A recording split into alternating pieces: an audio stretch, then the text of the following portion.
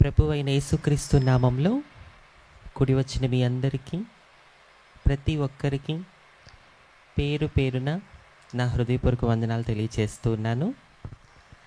మొదటిగా నన్ను ఇక్కడ నిలబెట్టిన తండ్రి, కుమార, పరిశుద్ధాత్మ దేవునికి మాత్రమే మహిమ కలుగును గాక. ఆమె చెప్పండి. అలాగే నన్ను హైదరాబాద్లో ఉంటున్న నాకు ఆహ్వానం పలికి ఈరోజు మీ అందరి మధ్యలో నాకు ఇంత చక్కటి శ్రేష్టమైన అవకాశం కల్పించిన మరి స్థానిక దైవజనులు పాస్టర్ స్టీవెన్ రాజు గారికి, వారి సతీమణికి, వారి కుటుంబానికి, సంఘానికి కూడా ప్రత్యేక వందనాలు తెలియచేస్తూ ఉన్నాను. అండ్ స్పెషల్ థ్యాంక్స్ టు మరి ఏలియా గారు and his wife sister grace గారు, వారికి కూడా ప్రత్యేక వందనాలు. ఎందుకంటే మాకు నిన్న నైట్ మేము ప్రయాణం చేసి వచ్చినప్పుడు మాకు చక్కటి వసతిని ఇచ్చారు, చక్కటి అకామిడేషన్, చక్కటి హాస్పిటాలిటీ వాళ్ళు మాకు చూపిస్తూ ఉన్నారు. సో ఏలియా గారి కుటుంబానికి కూడా ప్రత్యేక వందనాలు తెలియచేస్తూ ఉన్నాను. అలాగే నిన్న మమ్మల్ని కార్లో తీసుకొచ్చిన బ్రదర్ శ్రీశైలం, సో ఆ బ్రదర్కి కూడా ప్రత్యేక వందనాలు. సో అంతేకాకుండా ఆయా ప్రాంతాల నుంచి వచ్చి వేదికను అలంకరించిన మా క్రైస్తవ సింహాలైన దేవుని సేవకులకు, వారు కూడా సేవకులే కదా, సో అందరికీ కూడా ప్రతి ఒక్కరికి పేరు పేరున వందనాలు తెలియచేస్తున్నాను. Thank you so much for having me here. Let me know one thing. ముందుగా ఒక్క విషయం నాకు తెలియచేయండి. ఇక్కడున్న మీలో నేను తెలియని వాళ్ళు ఎవరైనా ఉంటే ఒకసారి చేయి చూపిస్తారా? నువ్వెవరో మాకు తెలియదు అన్నవాళ్ళు, నేను తెలియదు అన్నవాళ్ళు కొంచెం పూర్తిగా చేయి పైకి చూపించండి. ఎస్, ఒక 10 మంది ఉన్నారు. మీలో మిగతా వాళ్ళందరూ కూడా నన్ను యూట్యూబ్లో, ఇన్స్టాగ్రామ్లో చూస్తూ ఉంటారు. బట్ లైవ్లో నేను మిమ్మల్ని, మీరు నన్ను చూసే అవకాశం దేవుడు కల్పించాడు, సంతోషం. అయితే ముందుగా నా గురించి కొంత పరిచయం చేసుకొని నేను ముందుకు వెళ్తాను. నా పేరు డాక్టర్ అంజలి. దేవుడు నా చేత చేయిస్తున్న పరిచర్ని గుర్తించి థియలాజికల్ యూనివర్సిటీ వారు గౌరవప్రదమైన డాక్టరేట్తో నన్ను సత్కరించారు. ఆ విధంగా నేను డాక్టర్ అంజలిగా పిలువబడుతూ ఉన్నాను. నేనుండేది హైదరాబాదులో. ప్రస్తుతం నేను దేవుడి కొరకు ఒక ఇవాంజలిస్ట్గా వాడబడుతూ ఉన్నాను. అంటే యేసయ్య నాలో పెట్టిన భారము, నాకు ఇచ్చిన దర్శనము సువార్త ప్రకటించమని. 2014లో దేవుడు నన్ను సేవకి పిలవడం జరిగింది. నాటి నుంచి నేటి వరకు యేసయ్య మీద ఆధారపడుతూ ఇప్పటి వరకు మన 2 తెలుగు రాష్ట్రాలే కాకుండా భారతదేశంలో 18 రాష్ట్రాలు వెళ్ళి నేను దేవుని సువార్తని అందించగలిగాను. అలాగే ఇతర దేశాలు, దాదాపు 9 దేశాలు వెళ్ళి ఆయా దేశాల్లో నేను క్రీస్తుకి సాక్షిగా నిలబడడం జరిగింది. ఈ విధంగా యేసయ్య నన్ను స్వదేశంలోనే కాకుండా విదేశాలలో కూడా తన సాక్షిగా వాడుకుంటూ నా ద్వారా నశించిపోతున్న ఆత్మల్ని రక్షించుకుంటూ ఆయన రాజ్యాన్ని స్థాపిస్తూ నన్ను ముందుకు నడిపిస్తూ ఉన్నాడు. This is my present life. ఇప్పటి వరకు నేను మీకు చెప్పిందంతా కూడా గడిచిన 10 ఏళ్లుగా అంజలి జీవితం. ఒకవేళ ఇక్కడ కూర్చున్న మీలో ఎవరికైనా ఈరోజు హైదరాబాద్ నుంచి మా కొండేడు గ్రామానికి, రైట్, క్లియర్గానే పలికినానా, ఈ కొండేడు గ్రామానికి వచ్చిన ఈ అంజలి ఎవరు అనే సందేహం కానీ డౌట్ కానీ ఉంటే వినండి, విషయమంతా అక్కడే ఉంది. నేను ఒక హిజ్రా కమ్యూనిటీకి చెందిన వ్యక్తిని. హిజ్రాలు అంటే మీలో కొంతమందికి అర్థం కాకపోవచ్చు, మీకు అర్థమయ్యే విధానంలోనే చెప్తాను. హిజ్రాలు అంటే రోడ్ల మీద, ట్రైన్లలోనూ, షాపుల దగ్గర వాళ్ళు చప్పట్లు కొట్టుకుంటూ భిక్షాటన చేస్తూ ఉంటారు, డబ్బులు అడుక్కుంటూ, పైసలు అడుక్కుంటూ ఉంటారు. మీలో చాలామంది చాలా సందర్భాల్లో చూసే ఉంటారు. నేను కూడా ఆ వర్గానికి చెందిన వ్యక్తిని. ఒకప్పుడు నేను కూడా అలాంటి జీవితం జీవించిన వ్యక్తిని. ఇది విన్నాక మీలో చాలామందికి ఆశ్చర్యం కలగవచ్చు. కానీ మీరు వెంటనే ఒక విషయం జ్ఞాపకం చేసుకోవాలి. ఏంటో తెలుసా? ఆశ్చర్య కార్యాలు చేయడం మన యేసయ్యకి మాత్రమే సాధ్యం. అందుకే ఆయన పేరులో ఒక పేరేంటో తెలుసా మీకు? కొంచెం గట్టిగా చెప్తారా? ఆశ్చర్యకరుడు. ఆయన ఊరికే అనలేదు ఆశ్చర్యకరుడు అని. ఇలాంటి కార్యాలు చేస్తాడు కాబట్టి ఆయనకు ఆ పేరు వచ్చింది. మీరు మేబీ అనుకోవచ్చు, ఏంటి ఇలాంటి వాళ్ళకి కూడా దేవుడి సేవ చేసే అర్హత ఉంటుందా? వీళ్ళని కూడా దేవుడు వాడుకుంటాడా? ఇంతకాలం మా కొండేడు గ్రామానికి ఎంతోమంది పురుషులు, స్త్రీలు వచ్చి యేసయ్య మాటలు చెప్పారు. కానీ ఏ రోజు కూడా మా గ్రామంలో ఒక హిజ్రా వచ్చి యేసయ్య మాటలు చెప్పడం మేము ఎప్పుడూ కూడా చూడనే లేదు. ఇది చాలా వింతగా, విచిత్రంగా ఉంది. అసలు ఇలాంటి వాళ్ళకి కూడా దేవుని సేవ చేసే అర్హత ఉంటుందా? ఇటువంటి వాళ్ళను కూడా యేసయ్య వాడుకుంటాడా అనే రకరకాల సందేహాలు, డౌట్స్, క్వశ్చన్స్ మేబీ మీలో కొంతమందికి ఉండి ఉండవచ్చు. అయితే అందరికీ ఒక క్లారిటీ రావడం కోసం I want to say one thing. ఒకే ఒక మాట చెప్పాలనుకుంటున్నాను. మన యేసయ్య వాడుకోవాలి అని అనుకుంటే ఎవరినైనా, ఎంత నీచమైన వ్యక్తినైనా తన రక్తము చేత పరిశుద్ధపరిచి వాడుకుంటాడు అనడానికి అంజలి అనబడిన నా జీవితమే మీ అందరికీ ఒక ఉదాహరణ. చెప్పండి, నన్ను వాడుకున్న దేవుడు మిమ్మల్ని వాడుకోడా? నా స్థితిని మార్చిన యేసయ్య మీ స్థితిని మార్చడంటారా? మార్చగల సమర్థుడు. Humans can behave with partiality. Listen everybody, try to understand. Humans can behave with partiality, but God who created the humans can not behave partial. దాని అర్థం ఏంటంటే మనుషులే పక్షపాతాలు అవుతారు, కానీ మనిషిని చేసిన దేవుడికి మాత్రం ఎటువంటి పక్షపాతమో లేదు, ఉండదు. యేసయ్య పక్షపాతం చూపించే దేవుడు కాడు. ఆయన వాడుకోవాలనుకుంటే ఎలాంటి వ్యక్తినైనా, ఎంత ఘోర పాపినైనా తన రక్తము చేత పరిశుద్ధపరిచి వాడుకుంటాడు అని చెప్పడానికి, నిరూపించడానికి ఎందుకు పనికిరాని నన్ను ఈరోజు దేవాది దేవుడు మీ మధ్యలో ఉంచాడు. ఇంకా మీకు బైబిల్ ప్రకారం చెప్పాలి అంటే ఆనాడు దేవుడు ఏలియా కోసం కాకుల్ని వాడుకున్నాడు, రైట్? పస్కా పండుగలో యేసయ్య గాడిదని వాడుకున్నాడు. మరి ఈరోజు ఈ కొండేడు గ్రామం కోసం యేసయ్య అంజలిని వాడుకోబోతున్నాడు. నేను అదే అంటున్నా, God can use any one, my dear brothers and sisters. దేవుడు ఎవరినైనా వాడుకోగల సమర్థుడు. ఒకవేళ ఇక్కడ కూర్చున్న మీలో ఎవరైనా, అంజలి నువ్వు 2014లో సేవకు వచ్చానని చెప్పినావు కదా, నువ్వు సేవకి రాకముందు ఏం చేసేదానివి అనే ప్రశ్న మీలో ఎవరైనా నన్ను అడిగితే దానికి నా సమాధానం, నేను సేవకి రాకముందు హైదరాబాదులో 5 రూపాయల కోసం, 10 రూపాయల కోసం షాపుల దగ్గర చప్పట్లు కొడుతూ బిచ్చమెత్తుకునేదాన్ని నేను. ఎస్, ఐఎమ్ నాట్ గెటింగ్ షే టు సే దిస్. ఈ మాట చెప్పడానికి నేను ఎప్పుడు ఎక్కడ ఏ మాత్రం సిగ్గుపడను. ఎందుకో తెలుసా? ఇక్కడ కూర్చున్న మీ అందరికీ తెలియాలి ఎలాంటి స్థితిలో ఉన్న అంజలిని యేసయ్య ఏ విధంగా మార్చాడు, ఆ యేసయ్య ఎంత గొప్ప దేవుడు. మీరు అనుకోవచ్చు, ఏంటి అంజలి తన గతం గురించి అంత ఓపెన్గా చెప్పేస్తుంది. కొంతమంది ఒక స్థాయికి వెళ్ళిన తర్వాత వాళ్ళ గతాన్ని చెప్పుకోవడానికి పెద్దగా ఇష్టపడరు కదా. కానీ అంజలి మాత్రం ఇంత ఓపెన్గా అందరి ముందు నేను ఒకప్పుడు ఇలా బ్రతికానని చెప్పి తను ఇంత క్లియర్గా చెప్తుంది అని చెప్పి మీరు అనుకోవచ్చు. ఒక మాట చెప్పనా, నా గతం ఏంటో మీకు తెలిస్తేనే కదా నా బ్రతుకుని మార్చిన యేసయ్య, మీరు నమ్ముకున్న యేసయ్య ఎంత గొప్ప దేవుడో మీ అందరికీ అర్థమయ్యేది. అవునా కాదా? ఒక మాట అడుగుతాను, ఇలా అడుగుతున్నందుకు క్షమించండి. మిమ్మల్ని బాధ పెట్టాలనో మిమ్మల్ని తక్కువ చేయాలనో ఇలా అడగట్లేదు, కానీ యేసయ్య ఎంత గొప్ప దేవుడో మీకు తెలియచేయడం కోసం ఇలా అడుగుతున్నాను.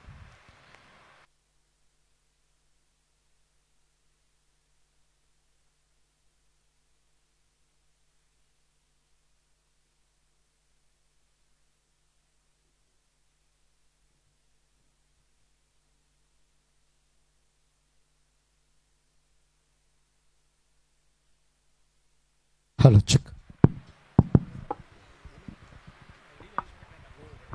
మిమ్మల్ని బాధ పెట్టాలని నేను అడగట్లేదు, కానీ యేసయ్య ఎంత గొప్ప దేవుడో మీకు తెలియజేయడం కోసం ఇలా అడుగుతున్నాను.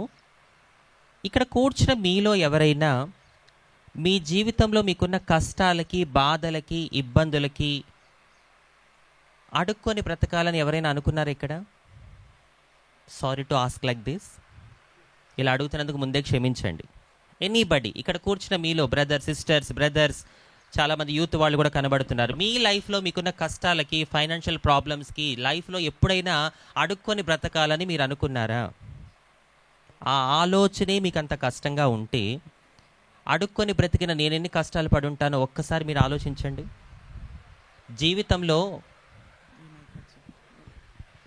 జీవితంలో ముక్కు ముఖం తెలియని వ్యక్తి దగ్గరికి వెళ్ళి నా బ్రతుకు ఇది అని చెప్పి చేయి చాపడం ఎంత కష్టంగా ఉంటుందో అది నాకు మాత్రమే తెలుసు.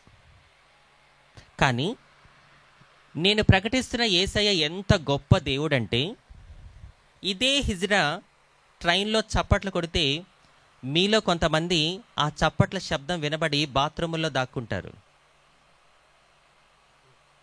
ఇదే హిజ్రా రోడ్డు మీద కనబడితే మీలో కొంతమంది పక్క రోడ్లోకి తప్పించుకుంటారు. ఇదే హిజ్రా మీకు సమాజంలో ఎక్కడ కనబడినా మీరు చీకొడతారు, అసహించుకుంటారు, భయపడతారు. కానీ ఈరోజు అదే హిజ్రా మైక్ పట్టుకొని మాట్లాడుతుంటే మీరందరూ కూర్చొని వింటున్నారు. మీకు ఇంకా అర్థం కావట్లేదా యేసయ్య ఎంత గొప్ప దేవుడో? యేసయ్య గొప్ప దేవుడని మీకు 100 మాటలు చెప్పాల్సిన అవసరం లేదు. సమాజము చేత వెలివేయబడిన ఒక హిజ్రాగా ఈరోజు నేను ఈ కొండేడు గ్రామములో మీ అందరి ముందు మైక్ పట్టుకొని మాట్లాడుతున్నాను అంటే ఈ పాటికి మీ అందరికీ అర్థం కావాలి, నువ్వు నమ్ముకున్న యేసయ్య ఎంత గొప్ప దేవుడు. ఏమంటే అంత ఈజీ అనుకుంటున్నారా నేను ఈరోజు ఇక్కడ నిలబడి మాట్లాడడం? సమాజము చేత వెలివేయబడిన ఒక జీవితం ఈరోజు మీ అందరి ముందు నిలబడి మాట్లాడుతుంది అంటే అంత ఈజీ అనుకుంటున్నారా నేను ఇక్కడ దాకా రావడం? ఈ మీటింగ్కి రావడానికి మీకు అరగంటో, గంటో, 2 గంటలో టైం పట్టుండొచ్చు. కానీ ఈ మీటింగ్లో మీ అందరి ముందు నిలబడి మాట్లాడి ఈ స్థాయికి నేను రావడానికి ఎన్ని రోజులు, ఎన్ని నెలలు, ఎన్ని సంవత్సరాలు ప్రయాసపడ్డానో అది నాకు నా యేసయ్యకి మాత్రమే తెలుసు. అంత ఈజీ కాదు. ఈరోజు ఒక హిజ్రా వచ్చి మీ గ్రామంలో యేసయ్య మాటలు చెప్పడం.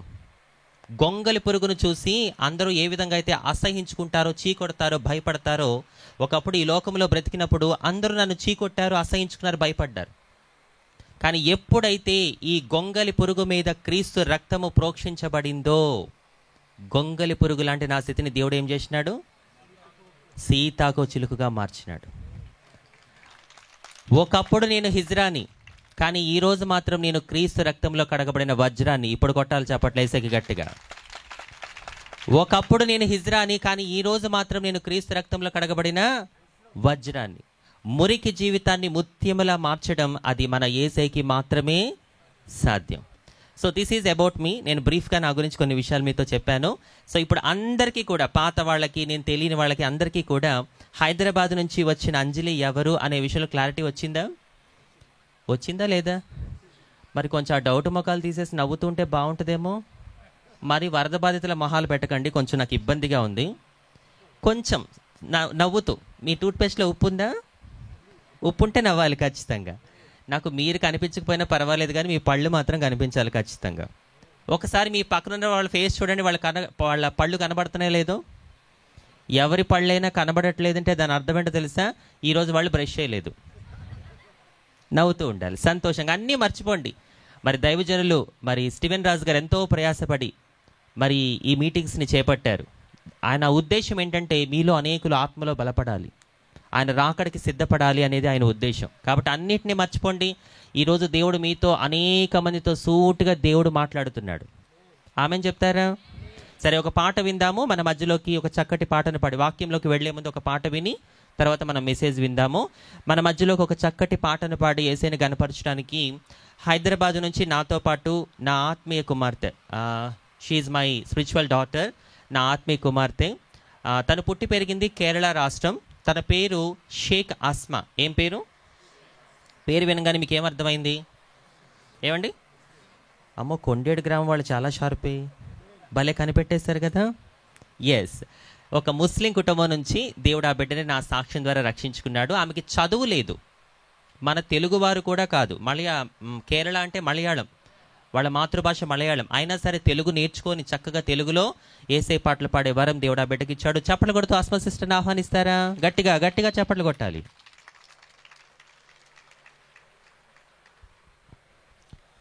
सबको प्रेज लॉर्ड। मेरे नाम है शेख अस्मा, मैं केरला की हूँ। मैं एक मुस्लिम फैमिली की, मुझे तेलुगु नहीं आती, थोड़ा बहुत आती है, కొంచెం నేర్చుకున్నాను. ఒకప్పుడు నాది నీచం బ్రతుకు, ఆ నీచను బ్రతికించి నా యేసయ్యని రక్షించాడు. నా ఆత్మ తల్లి ద్వారా రక్షించబడ్డాము, అంజలి మమ్మీ ద్వారా. నాకు చదువు లేవు, ఒక చిన్న పాట పాడి దేవుని మహింపద్దాం. దావీదు కుమారుడా నన్ను దాటిపోకయ్యా, నజరేతువాడా నన్ను విడిచిపోకయ్యా. నీవు తప్ప నాకీ లోకల్లో ఎవరున్నారయ్యా, నీకు తప్ప నాలు ఎవరికి చోటే లేదయ్యా. నీవు తప్ప నాకీ లోకల్లో ఎవరున్నారయ్యా, నీకు తప్ప నాలు ఎవరికి చోటే లేదయ్యా. దావీదు కుమారుడా నన్ను దాటిపోకయ్యా. నజరేతువాడ నన్ను విడిచిపోకయ్యా. దావీదు కుమారుడా నన్ను దాటిపోకయ్యా. నజరేతువాడ నన్ను విడిచిపోకయ్యా. నీవు తప్ప నాకీ లోకంలో ఎవరున్నారయ్యా. నీకు తప్ప నాలు ఎవరికి చోటే లేదయ్యా.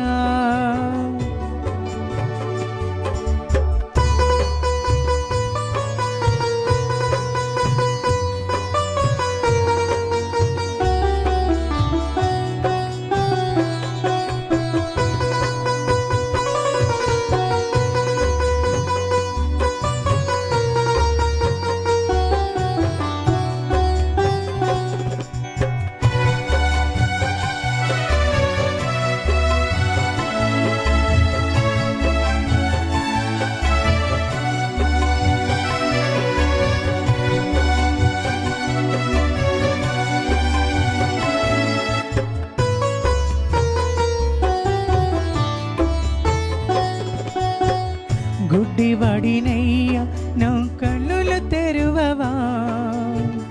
మోగవాడినయ్యా నా స్వరము నీయవా.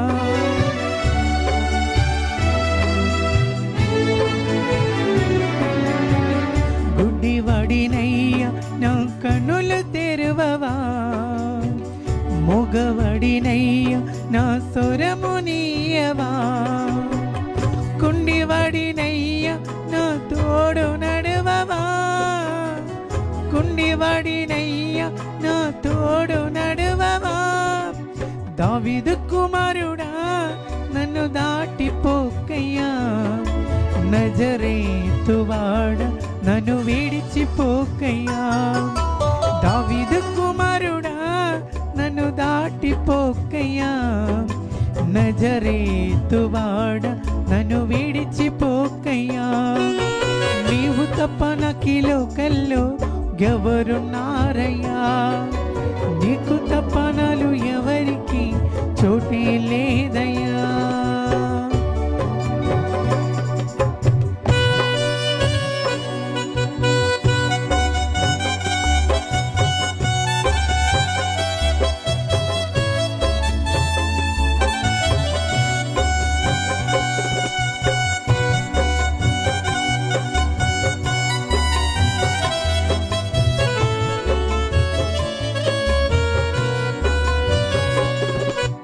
లోకమంద చూచి నన్ను ఏడిపించిన జాలితో నన్ను చేరదీసిన.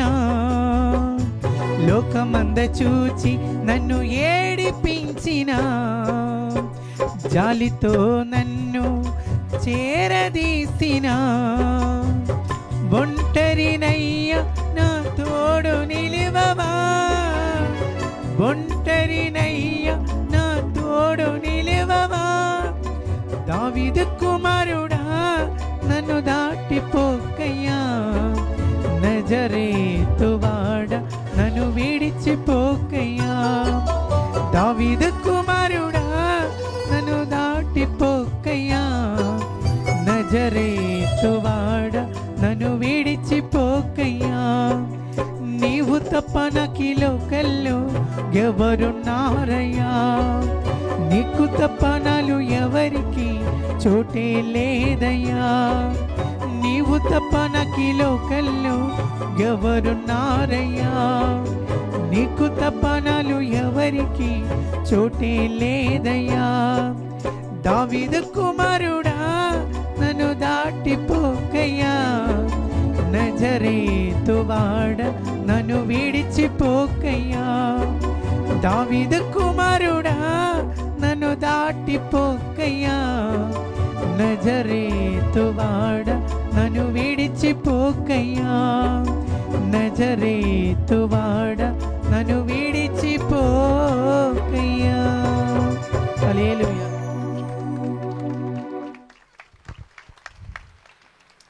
कैसा गया हमारा अस्मा गाना? अच्छा लगा? पसंद हो गया? फिर जोर से ताली बजाइए प्रभु यीशु मसीह के लिए. గట్టిగా చప్పట్లు కొడుతూ దేవుని కనపరచాలి. అయితే ఎక్కడో కేరళ రాష్ట్రం, ఇప్పుడే మొబైల్లో చెక్ చేశాను, ఇక్కడ నుంచి కేరళ ఎంత దూరం అని చెప్పి చెక్ చేస్తే 1036 కిలోమీటర్స్, అంటే 1036 కిలోమీటర్లు దూరం ఉంది, దాదాపు 19 గంటల ప్రయాణం. మరి అంత దూరం నుంచి దేవుడు ఆస్మాని ఈరోజు ఈ కొండేడు గ్రామంలో ఉంచి ఈ రకంగా వాడుకుంటున్నాడు అంటే షేక్ ఆస్మా సిస్టర్ ద్వారా ఇక్కడున్న మనందరికీ యేసయ్య ఏం చెప్తున్నాడు అనేది ఒక ప్రశ్న. ఏం చెప్తున్నాడు అంటే, ఆస్మా సిస్టర్ కేరళ రాష్ట్రంలో పుట్టి ఒక ముస్లిం కుటుంబం నుంచి రక్షించబడి, చదువు లేకపోయినా మన తెలుగువారు కాకపోయినా తనే నా కోసం అంత చక్కగా తెలుగులో పాటలు పాడుతూ నన్ను ఘనపరుస్తూ ఉంటే, మరి తెలుగు వచ్చిన మీ అందరి సంగతి ఏంటి? నేను అనట్లేదు ఈ మాట, గొడవకి రాకండి కొండేడు వాళ్ళు, నేను అనట్లేదు ఈ మాట. ఎవరంటున్నారు? యేసయ్య అంటున్నాడు. నిజమే కదా, మనందరికీ తెలుగొచ్చు, పాటలు పాడాలంటే భయం, సిగ్గు. కొంతమందిని పాటలు పాడమంటే ఏం చేస్తారో తెలుసా మీకు? వాళ్ళు కట్టుకున్న పట్టు చీరలు, వాళ్ళు వేసుకున్న డ్రెస్లు, వాళ్ళ స్టైల్, వాళ్ళ యాటిట్యూడ్ చూపించుకోవడానికి పాటలు పాడేవారు కూడా కొంతమంది ఉన్నారు. ఇంట్లో లేరంటారా? మీరు నన్ను మళ్ళీ పిలవకపోయినా పర్వాలేదు, నో ప్రాబ్లం. ఒక మాట అయితే సూటిగా చెప్తాను, మనుషుల్ని సంతోషపెట్టేవారు దేవుణ్ణి సంతోషపెట్టలేరు. సహోదరుడా సహోదరి, నువ్వు యేసయ్య కోసం చేసే పని అది మనుషుల్ని సంతోషపెట్టే విధంగా ఉందా, లేక దేవుణ్ణి సంతోషపెట్టే విధంగా ఉందా? నువ్వు దేవుడి కోసం చేసే పనిలో నువ్వు ఫేమస్ అవ్వాలని చేస్తున్నావా, దేవుని ఫేమస్ చేస్తున్నావా? నువ్వు దేవుడి కోసం చేసే పనిలో నువ్వు హైలైట్ అవుతున్నావా, దేవుని హైలైట్ చేస్తున్నావా అనేది ఒక ప్రశ్న. మనల్ని మనమే ప్రశ్నించుకోవాలి, ఈ ప్రశ్నకి సమాధానం ఏంటి అని. దేవుడు ఆస్మా ద్వారా మనందరికీ చెబుతున్న మాట ఒకటి, యేసయ్య కోసం నేను ఏదో రకంగా వాడబడాలి అనే తపన మీలో ఉంటే చాలు, దేవుడు ఎవరినైనా తప్పకుండా వాడుకుంటాడు. ఆస్మాని వాడుకుంటున్న దేవుడు మిమ్మల్ని మీ బిడ్డల్ని కూడా వాడుకొనును గాక. చలో వాక్యంలోకి వెళ్ళిపోదాము. ప్రతి ఒక్కరూ పరిశుద్ధ గ్రంథాలు తెరచి ఒకరు వాక్యాన్ని మైకులో చదివి సహకరించండి. ఎనీబడి. కీర్తనలు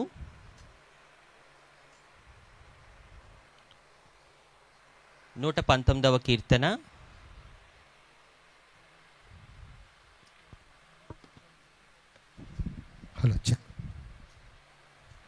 కీర్తనలు 119వ కీర్తన 71వ వచనము.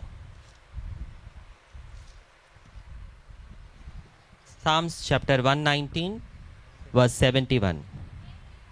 నేను నీ కట్టడలను నేర్చుకొనున్నట్లు శ్రమనొంది ఉండుట నాకు మేలాయను. శ్రమనొంది ఉండుట నాకు మేలాయను. శ్రమలు మనకి ఏం చేస్తాయని బైబిల్ చెప్తుంది? మేలు చేస్తాయి. మీరే చెప్పాలి సమాధానం. ఏం చేస్తాయని బైబిల్ చెప్తుంది? మేలు. మరి మీకు ఎందుకు ఏడుపు వస్తుంది? శ్రమలు మీకు మేలు చేస్తాయని చెప్పి మీరే చెబుతున్నారు, మీరే చదివారు, మరి మీకు ఎందుకు ఏడుపు వస్తుంది? దేవుని ఆత్మ చాలా స్పష్టంగా చెబుతున్న మాట ఏంటో తెలుసా? ఇక్కడ కూర్చున్న మీలో కొంతమంది మీ జీవితంలో మీ కుటుంబంలో ఉన్న శ్రమలకి గాను రాత్రిపూట మీ ఇంట్లో అందరూ పడుకున్న తర్వాత మీలో కొంతమంది ఏం చేస్తున్నారో తెలుసా? ఆ శ్రమల్ని జ్ఞాపకం చేసుకొని ఏడుస్తూ నిద్రలేని రాత్రులు గడుపుతున్న వారు కొంతమంది ఇక్కడ ఉన్నారని పరిశుద్ధాత్మ దేవుడు చాలా స్పష్టంగా చెప్తున్నాడు. శ్రమ కలుగుట నాకు మేలాయను అని చెప్పి నువ్వే చెప్పినప్పుడు, నువ్వే చదివినప్పుడు నీకు ఇంకా ఏడుపు వస్తుంది అంటే దాని అర్థం ఏంటో తెలుసా? దేవుని వాక్యం పట్ల నీకు విశ్వాసము లేదు. బైబిల్ చెప్తున్న మాట, విశ్వాసము లేకుండా దేవుడికి ఇష్టడై ఉండుట అసాధ్యము. శ్రమ కలుగుట నాకు మేలాయను. ఇలాంటి అద్భుతమైన మాటలు మనకి ఏ గ్రంథాలను కూడా దొరకవు. ఇదే మాటని మీరు దేవుణ్ణి ఎరగని అన్యుల దగ్గరికి వెళ్ళి, అన్నా అక్క శ్రమలు మనకి మేలు చేస్తాయి, కష్టాలు మనకి మేలు చేస్తాయి అని మీరు అన్యులతో చెప్పారనుకోండి, వాళ్ళు ఏమంటారు తెలుసా? అరే ఈమెని హైదరాబాదు ఎర్రగడ్డ తోలుకుపోండి అంటారు. ఏముంది ఎర్రగడ్డలో? Mental hospital. శ్రమలు మనకి మేలు చేయడం ఏంటే, పిచ్చిదానా మాట్లాడుతున్నావు అంటారు అన్యులు. ఎందుకంటారు వాళ్ళ మాట చెప్పండి?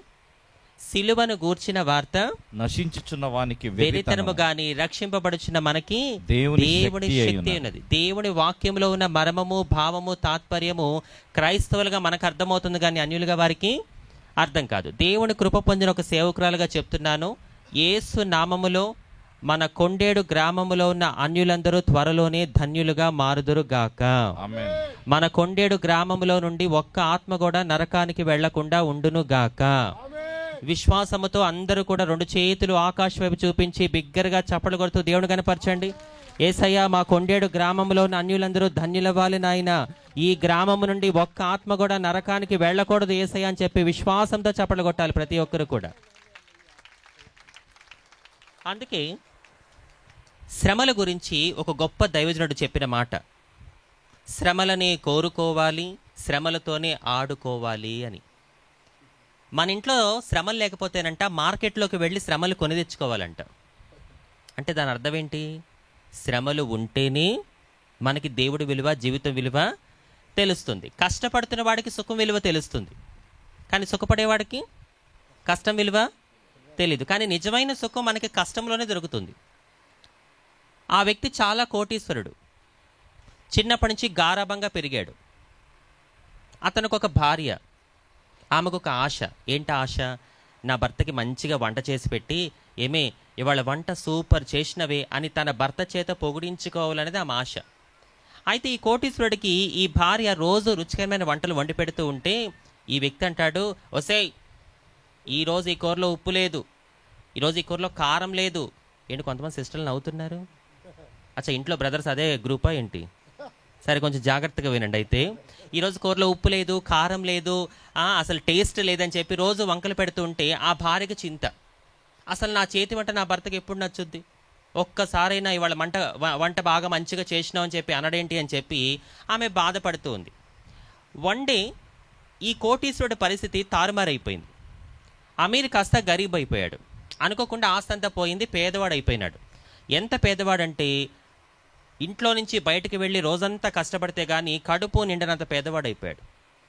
పాపం ఒకరోజు ఈ వ్యక్తి కుటుంబాన్ని పోషించడం కోసం రోజంతా కష్టపడి సాయంత్రం బాగా అలసిపోయి ఇంటికి వచ్చినాడు.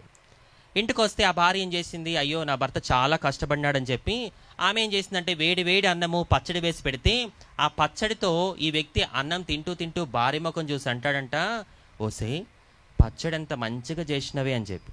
వెంటనే ఆ భార్య నోరెళ్ళబెట్టిందంట, ఏరా నాయనా, ఇన్ని రోజుల నుంచి ఇంత రుచికరమైన వంటలు వండి పెడితే ఏ రోజు నీ పాపిష్టి నోటితో బాగుందని అనలేదు, ఆఖరికి నీ ముఖానికి,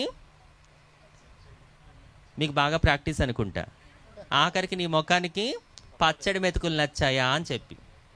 ఈ కథలో ఉన్న నీతేంటి?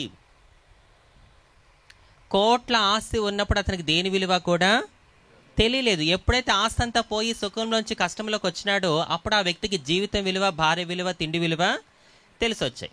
అందుకే అంటాను, సహోదరుడా సహోదరి, ఇక్కడ కూర్చున్న మీలో ఎవరైనా యేసయ్యా నా జీవితంలోనికి కష్టాల్ని, శ్రమల్ని, బాధల్ని రానివ్వకు అని ప్రార్థన చేయకండి. అటువంటి ప్రార్థనలు దేవుడు ఆలకించడు. బికాజ్ శ్రమలే లేకపోతే మనం దేవుణ్ణి మర్చిపోతాం. నీ జీవితంలో, నా జీవితంలో ఏదో ఒక ముళ్ళు ఉండాలి. ముళ్ళు లేకపోతే మన కళ్ళు నెత్తికెక్కిపోతాయి. ఇక్కడ కూర్చున్న మీలో కొంతమంది ఏమనుకుంటున్నారో తెలుసా? అంజలి, యేసయ్యని నమ్ముకున్న నా జీవితంలో ఈ ముళ్ళు ఎందుకుంది? ప్రతి ఆదివారం కుటుంబంతో కలిసి చర్చికి వెళ్తున్న మా ఇంట్లో ఈ శ్రమ ఎందుకుంది, ఈ కష్టం ఎందుకుంది? ఆ ప్రశ్న మీలో కొంతమందికి ఉంది. దేవుడు జవాబిస్తున్నాడు, వినండి. యేసయ్యని నమ్ముకున్న నీ జీవితంలో ఆ ముళ్ళు, ప్రతి ఆదివారం కుటుంబంతో కలిసి చర్చికి వెళ్తున్న మీ ఇంట్లో ఆ శ్రమ ఎందుకున్నాయో తెలుసా? నిన్ను, నీ కుటుంబాన్ని దేవుడికి దగ్గర చేయడానికి. ఒకవేళ నీ జీవితంలో ఆ ముళ్ళు, నీ కుటుంబంలో ఆ శ్రమ లేకపోతే నువ్వు యేసయ్యని విడిచిపెట్టి తిరుగుతావేమో. నమ్మగలవా నిన్ను నన్ను? బైబిల్లో భక్తుడు ఒక మాట అంటాడు చూడండి, సామెతల గ్రంథము 30వ అధ్యాయము 8-9 వచనాలు.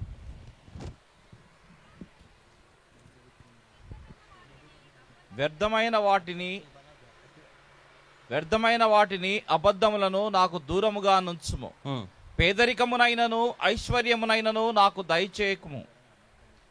తగినంత ఆహారము నాకు అనుగ్రహింపుము. ఎక్కువైన ఎడల నేను కడుపు నిండిన వాడనై నిన్ను విసర్జించి యెహోవా ఎవడని అందునేమో. విన్నారా? ఎక్కువైన ఎడల నేను కడుపు నిండిన వాడనై నిన్ను విసర్జించి యెహోవా ఎవడని అందునేమో. లేక చాలండి, మనం అడిగిన ప్రతీది యేసయ్య మనకి ఇచ్చేసినాడు అనుకోండి, మనం ఏం చేస్తామో తెలుసా? యేసయ్య ఎవరు నువ్వు? ఐ డోంట్ నో అనే రకాలం మనం.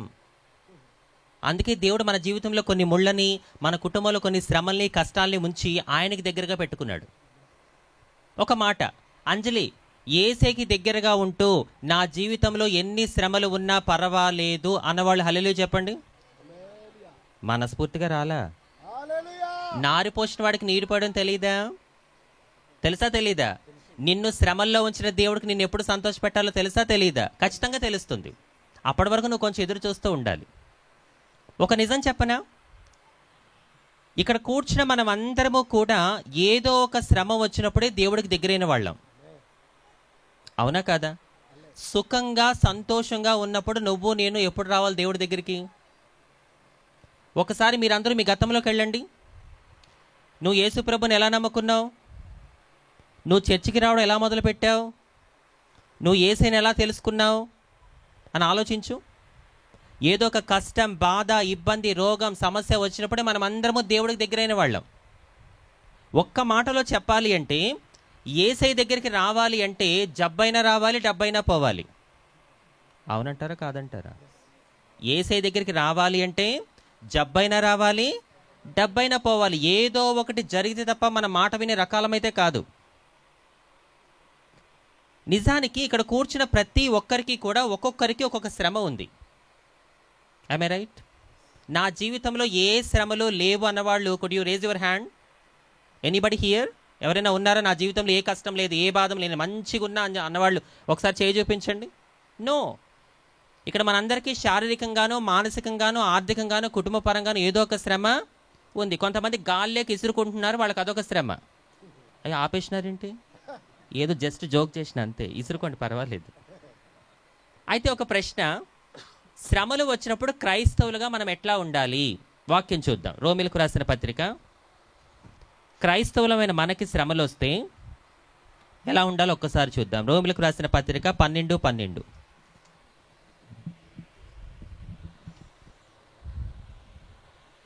నిరీక్షణ గలవారై సంతోషించుచు, శ్రమయందు ఓర్పు గలవారై, ప్రార్థన యందు పట్టుదల కలిగి ఉండుడి. చాలండి. శ్రమయందు ఏం చెప్తుంది? శ్రమయందు ఎలా ఉండాలంట? ఓర్పు గలవారై. ఇప్పుడు చెప్పండి, శ్రమలు వచ్చినప్పుడు ఎలా ఉండాలి?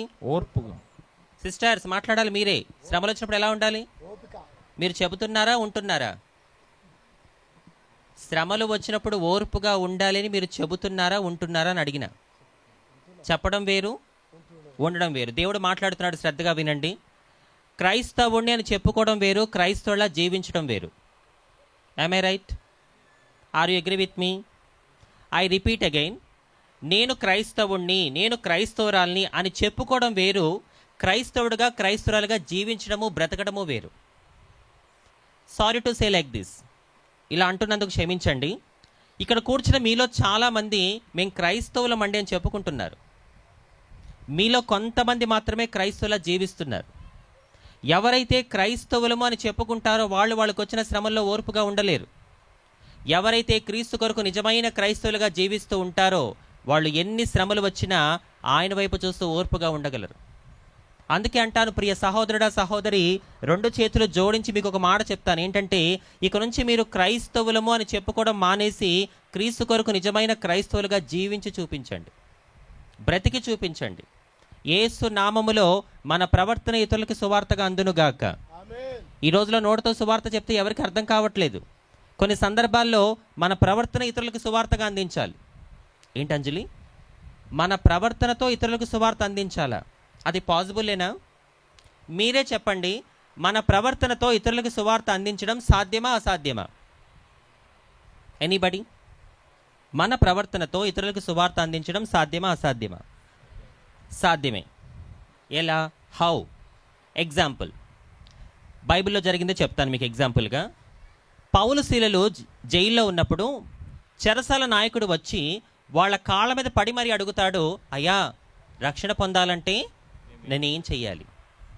పౌలు శీలలు ఆ వ్యక్తికి సువార్త చెప్పినట్టుగా కానీ, చర్చికి రా అని పిలిచినట్టుగా కానీ, యేసు ప్రభుని నమ్ముకోమన్నట్టుగా కానీ అక్కడ వాక్యంలో ఉండదు.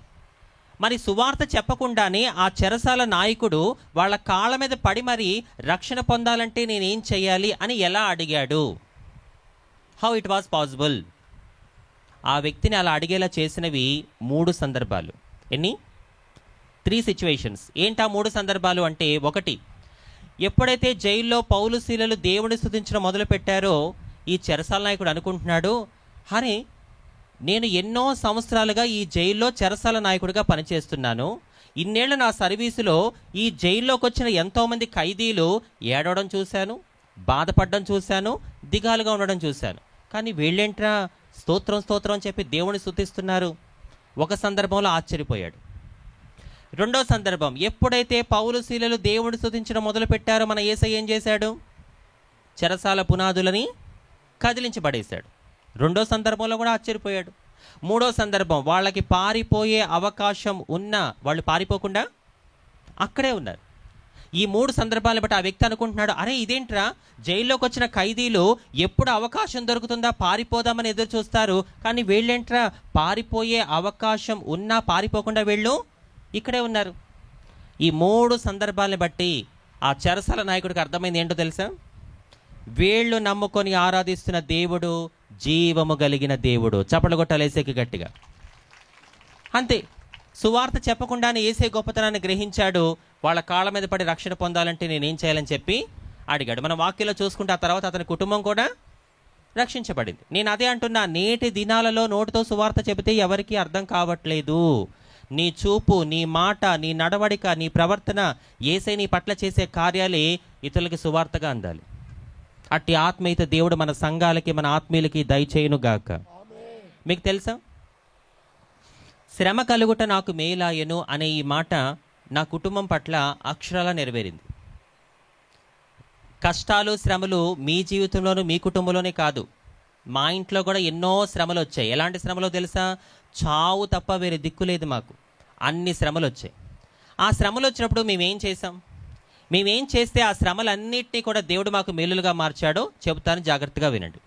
వాస్తవానికి మేము పుట్టుకతోనే క్రైస్తవులం కాదు, మాది ఒక హైందవ కుటుంబం. ఒక సాంప్రదాయమైన హైందవ కుటుంబం నుంచి నేను వచ్చాను. మాది ఒక చౌదరి కుటుంబం. చౌదరి అంటారు, కమ్మ కులం అంటారు, అగ్రకులాల్లో ఒకటి. మీలో చాలామందికి తెలుసని అనుకుంటున్నాను. అంజలి, ఇక్కడ నువ్వు నీ కులం పేరు ఎందుకు చెప్పావు అనే సందేహం మీలో కొంతమందికి కలగవచ్చు. నేను ఎందుకు నా కులం పేరు చెప్పానంటే, సొసైటీలో కొంతమంది ఏమంటారంటే యేసు ప్రభు పలానా వర్గానికి చెందిన దేవుడు, పలానా జాతికి చెందిన దేవుడు యేసు ప్రభు అంటారు. నిజమా మాట? That is true.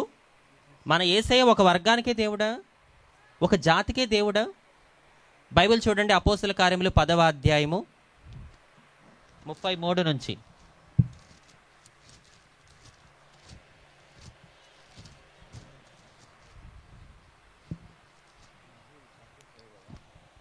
అపోస్తల కార్యములు 10వ అధ్యాయము 33 నుంచి చదవండి. వెంటనే నిన్ను పిలిపించి తిని, నీవు వచ్చినది మంచిది, ప్రభువు నీకు ఆజ్ఞాపించినవన్నీ వినుటకై ఇప్పుడు మేమందరము దేవుని ఎదుట ఇక్కడ కూడి ఉన్నామని చెప్పాను. అందుకు పేతురు నోరు తెరిచి ఇట్లనెను, దేవుడు పక్షపాతి కాడని నిజముగా గ్రహించి ఉన్నాను. కొండేడు గ్రామములో మైక్ ద్వారా ఈ నా మాటలు వింటున్న ప్రియ సహోదరి సహోదరుడా వినండి. నేను ప్రకటిస్తున్న యేసయ్యకి ఎటువంటి పక్షపాతము లేదు. ఒకవేళ నా యేసయ్య పక్షపాతము చూపించే దేవుడే అయితే సమాజము చేత వెలివేయబడిన ఒక హిజ్రాగా ఈరోజు నేను మీ మధ్యలో ఉండేదాన్ని కాదు. మనుషులకి రకరకాల భేదాలు ఉంటాయి, మనుషులకి రకరకాల పక్షపాతాలు ఉంటాయి, కానీ నేను ప్రకటిస్తున్న యేసయ్యకి ఎటువంటి భేదము పక్షపాతము లేదని చెప్పి వాక్యం చాలా స్పష్టంగా చెబుతుంది. 35 చదవండి. ప్రతి జనములోనూ ఆయనకు భయపడి నీతిగా నడుచుకుని వానిని ఆయన అంగీకరించును. చూసారా, ప్రతి జనము అని ఉంది తప్ప పలానా వర్గం పలానా జాతి అని చెప్పి అక్కడ లేదు. మనం బైబిల్లో చూసుకుంటే మనకు తెలిసిన మాటలు చాలా ఉన్నాయి. ప్రయాసపడి భారము మోయిచున్న సమస్త జనులరా అన్నాడు తప్ప పలానా వర్గం పలానా జాతిని ఈరోజు యేసయ్య చెప్పలే. నా మందిరము సమస్త జనులకు ప్రార్థనా మందిరం అన్నాడు తప్ప ఏ రోజు వీళ్ళకి మాత్రమే నా మందిరం మందిరం అని యేసయ్య చెప్పలేదు. అక్కడ చివరిగా చూసుకుంటే యేసుక్రీస్తు అందరికీ ప్రభు.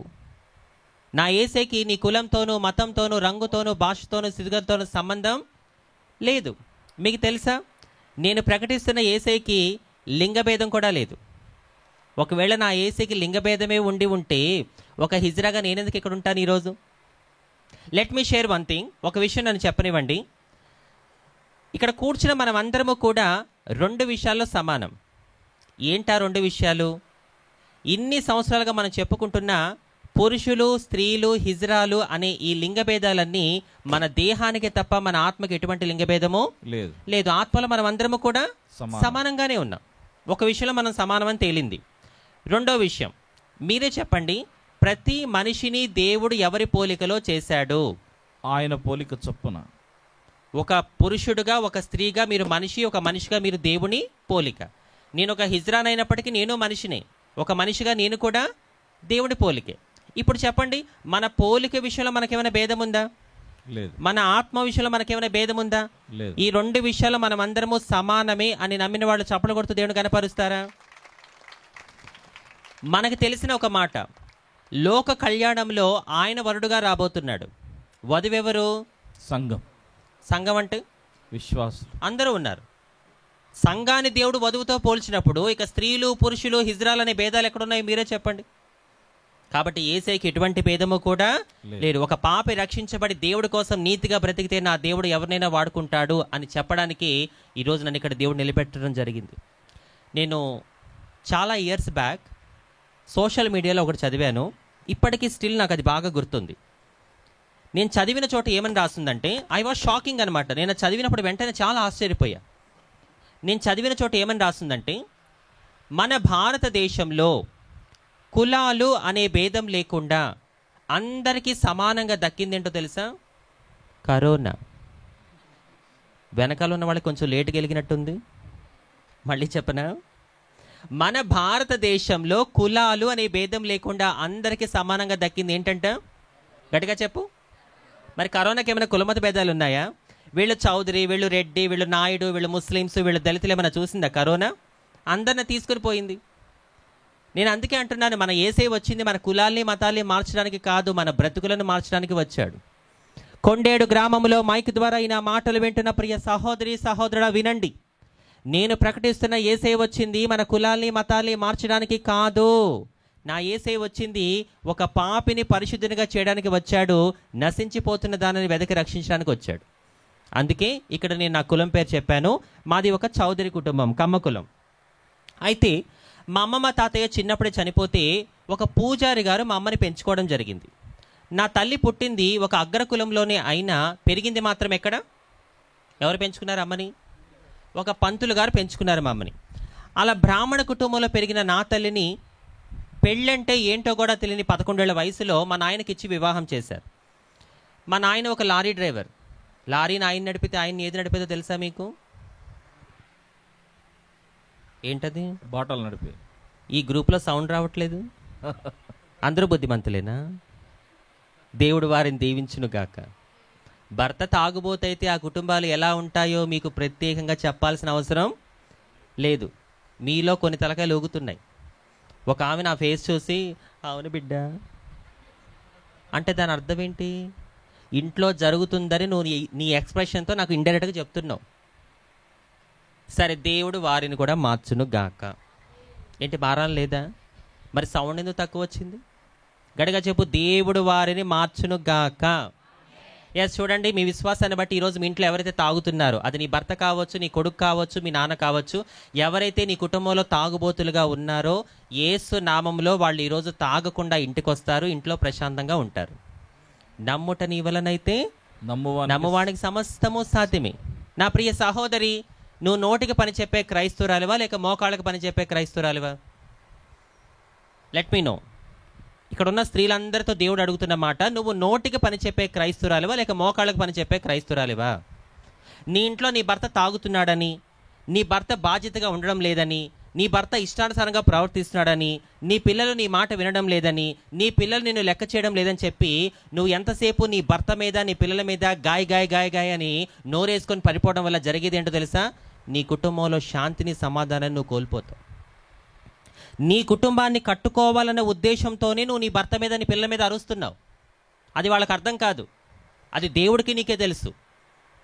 వాళ్ళు నిన్ను అర్థం చేసుకోకపోగా నువ్వు గాయ అని చెప్పి వాళ్ళ మీద అరవడం వల్ల జరిగేది ఏంటో తెలుసా? అమ్మో, నా భార్య గయ్యాళ్ళి, మా అమ్మ మొండిది, మా అమ్మ రాక్షసి అని నీ మీద ముద్ర వేసేస్తారు, లేబుల్స్ పెట్టేస్తారు. జాగ్రత్త.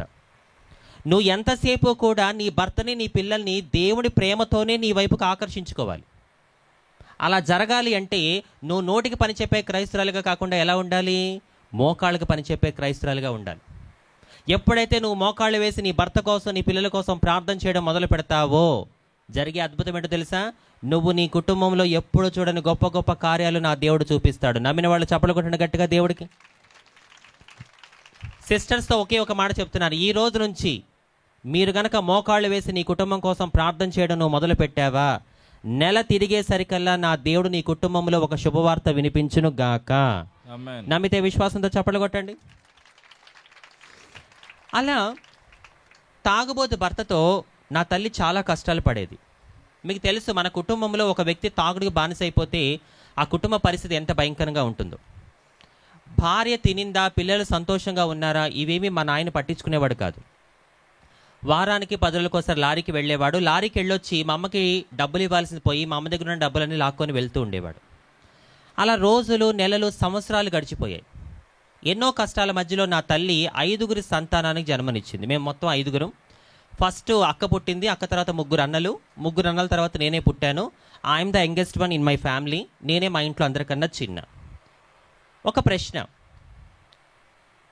ప్రతి ఒక్క మనిషి జీవితం ఏ విధంగా మొదలవుతుందో, ఏ విధంగా సమాప్తం అవుతుందో ఎవరికైనా తెలుసా? Anybody knows? ప్రతి కథకి కూడా ఒక మొదలు అనేది ఉంటే ముగింపు కూడా ఖచ్చితంగా ఉంటుంది. మా నాయన జీవిత కథ కూడా ఒక ముగింపు జరిగింది. కానీ ఆ ముగింపు ఎంత భయంకరం అంటే, ఆయనకున్న తాగుడు అలవాటుకి ఒకరోజు ఒక భయంకరమైన రోగం వచ్చేసింది. అది ఎలాంటి రోగం? ఆగకుండా ఒకటే దగ్గు, దగ్గిన ప్రతిసారి నోటి నుంచి భయంకరంగా రక్తం కారుతూ ఉండేది. ఇది జరిగి దాదాపు 30 years అవుతుంది. ప్రజెంట్ ఆ రోగాన్ని ఏమంటారో తెలుసా మీకు? టీబీ. ఏంటిది? క్షయ. ప్రజెంట్ టీబీకి మెడిసిన్ ఉంది, అప్పట్లో మెడిసిన్ లేదు. ఆ టీబీతో మా నాయన బాధపడుతూ ఉంటే నా తల్లి చూసి తట్టుకోలేక హాస్పిటల్ తీసుకెళ్తే ఏ హాస్పిటల్లోనూ మా తండ్రికి ట్రీట్మెంట్ దొరకలేదు. చాలా భయంకరంగా చూసేవారు. అయితే తన భర్త బతకాలని తన భార్య పడుతున్న తపన చూసి కొన్ని క్షణాలలో మా నాయన చనిపోతాడనగా చివరిగా మా అమ్మతో ఏమంటున్నాడో తెలుసా? మా అమ్మ పేరు దేవకి. మా నాయన అంటున్న మాట ఫైనల్గా, దేవకి, బ్రతికున్నంత కాలం నిన్ను పిల్లల్ని నేను మంచిగా చూసుకోలేకపోయాను, కాబట్టి ఫైనల్గా దేవుడు నాకు మంచి శిక్షే వేశాడు. ఏమంటున్నాడు? ఫైనల్గా దేవుడు నాకు మంచి శిక్షే వేశాడు. కొంతమందికి చావు దగ్గర పడితే బుద్ధి మారుద్ది అంటారు. ఆ గ్రూప్లో మా నాయన కూడా ఒకడేమో అనిపిస్తుంది. తప్పు తెలుసుకున్నాడు, కానీ లాభం ఉందా? సమయం ఉందా? కొండేడు గ్రామంలో మైక్ ద్వారా ఈ నా మాటలు వింటున్న ప్రియ సహోదరి సహోదరుడా వినండి. దేవుడు మనందరికీ ఒక సమయం ఇస్తాడు. ఆ సమయంలోపు నువ్వు మారావా సరే సరి, ఆ సమయంలోపు నువ్వు మారలేదా మన ఎండింగ్ ఎలా ఉంటుందో తెలుసా? అగ్ని ఆరదు, ఒంటికి పట్టిన పురుగు చావదు. జైల్లో ఉన్న ఖైదీకి ఒక నమ్మకం, నేను ఏదో ఒక రోజు విడుదలవుతాను, బయటకెళ్ళి మా కుటుంబంతో కలిసి జీవిస్తాను అని చెప్పి. హాస్పిటల్లో అడ్మిట్ అయిన పేషెంట్ కూడా ఒక నమ్మకం, ఏదో ఒక రోజు నా రోగం తగ్గిపోతుంది, నేను మళ్ళీ మా ఇంటికి పోతానని చెప్పి. కానీ ఒక్కసారి నరకానికి వెళ్ళిన వ్యక్తికి తిరిగి వస్తానన్న నమ్మకం కానీ, వచ్చే అవకాశం కానీ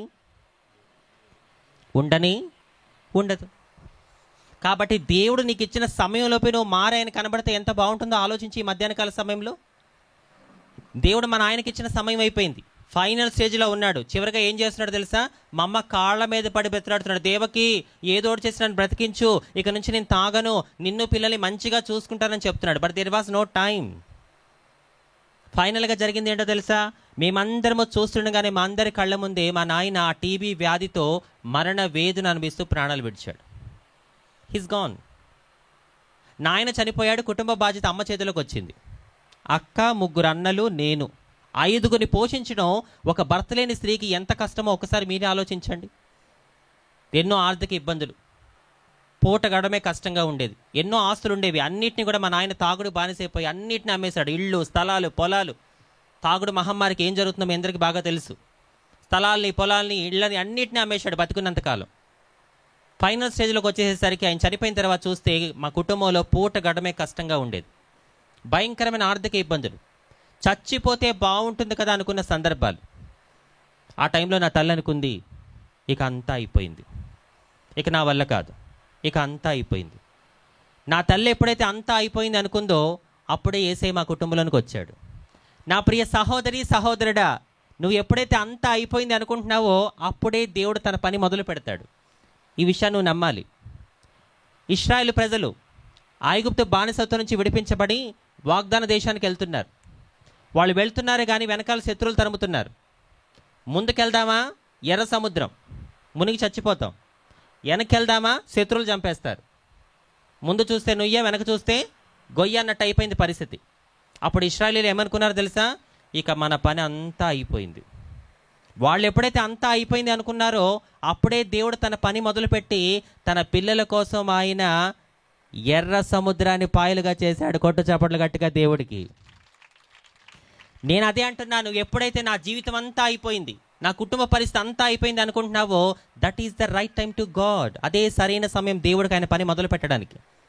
భర్తని కోల్పోయి 5 పిల్లల్ని చేతిలో పట్టుకొని ఈ 5 పిల్లల్ని ఎలా పోషించాలో అర్థం కాని ఆ భర్త లేని స్త్రీ అనుకుంది, ఇక నా వల్ల కాదు ఈ పిల్లల్ని పోషించడం, 5 పిల్లల్ని భర్త లేని నేను ఎలా పోషించగలను, అంతా అయిపోయింది అని అనుకున్నప్పుడు యేసయ్య మా ఇంట్లోకి వచ్చాడు.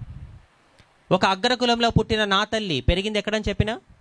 బ్రాహ్మణ కుటుంబం. ఎవరు పెంచుకున్నారు అమ్మని? పూజారి. ఒక పూజారి గారు పెంచుకున్నారని చెప్పాను కదా.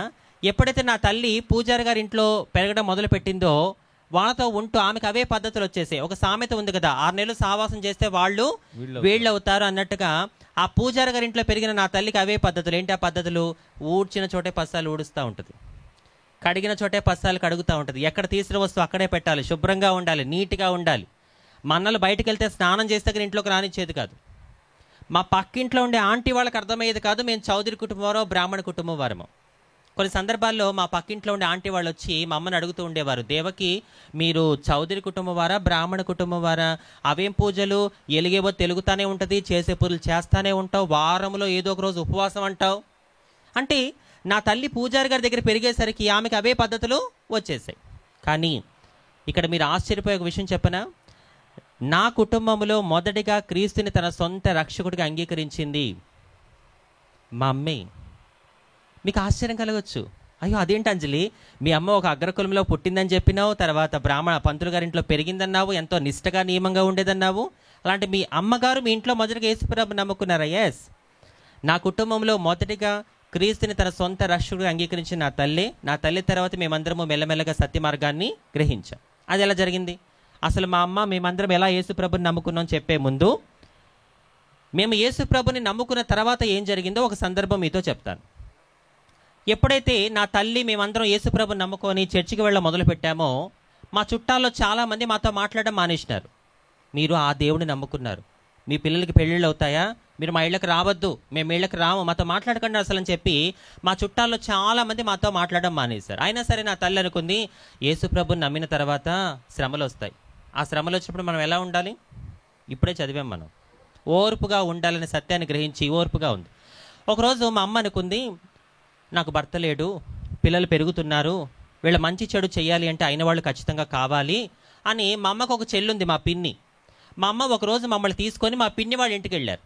అదే రోజు మా పిన్ని వాళ్ళ బిడ్డకి పెండ్లి సంబంధం వచ్చింది. ఆ రోజు మా పిన్ని ఏం చేసిందో తెలుసా? మమ్మల్ని డైరెక్ట్గా ఇంట్లోకి పిలవకుండా వాళ్ళ ఇంటి పక్కన ఒక గల్లీ ఉంటే ఆ గల్లీలోంచి తీసుకొని వచ్చి వంటగదిలో కూర్చోబెట్టి మా పిన్ని మా అమ్మతో అంటది, అక్క ఇక్కడే కూర్చో, తెలిసిన వాళ్ళు వచ్చారులే, ఒక 5 నిమిషాలు మాట్లాడి పంపించేస్తానని చెప్పి కొన్ని గంటల సేపు మా పిన్ని మమ్మల్ని ఆ రోజు వంటగదిలో కూర్చోబెట్టింది. ఎందుకు చేసినట్లా మా పిన్ని మీరు చెప్పండి? మేము దేవుని నమ్ముకున్నామని చెప్పాల్సి వస్తే ఆ రోజు ఆమె బిడ్డకు వచ్చిన పెండ్లి సంబంధం క్యాన్సిల్ అయిపోతుందనే ఉద్దేశంతో మా పిన్ని ఆ పని చేసేసరికి మా అమ్మ వంటగదిలో కూర్చొని బోర్ని ఏడుస్తుంది. మా అమ్మ ఏడిస్తే మేము తట్టుకోలేము, ఎందుకంటే చిన్నప్పటి నుంచి మా నాయన లేకపోయినా ఎన్నో కష్టాలు పడి పెంచింది మా తల్లి మమ్మల్ని. ఆ రోజు మా అమ్మ ఏడుస్తుంటే మా అన్నలు చూసి తట్టుకోలేక ఏడుస్తున్న మా అమ్మని ఆ వంటగది నుంచి తీసుకొని వచ్చేశారు. ఆ రోజు నుంచి ఈ రోజు వరకు కూడా మేము వాళ్ళ గుమ్మం కూడా తొక్కలేదు. ఇది జరిగి దాదాపు 27 సంవత్సరాలు అవుతుంది. తెలుసా ఎందుకు తొక్కలేదో? కక్ష కాదు, కోపం కాదు. మా పిన్ని వాళ్ళంటే ఇప్పటికీ మాకు ప్రేమ ఉంది, బైబిల్ పట్టుకొని చెప్తున్నా. ఎందుకంటే మనం జీవం గల దేవుడిని ఆరాధిస్తున్నాం.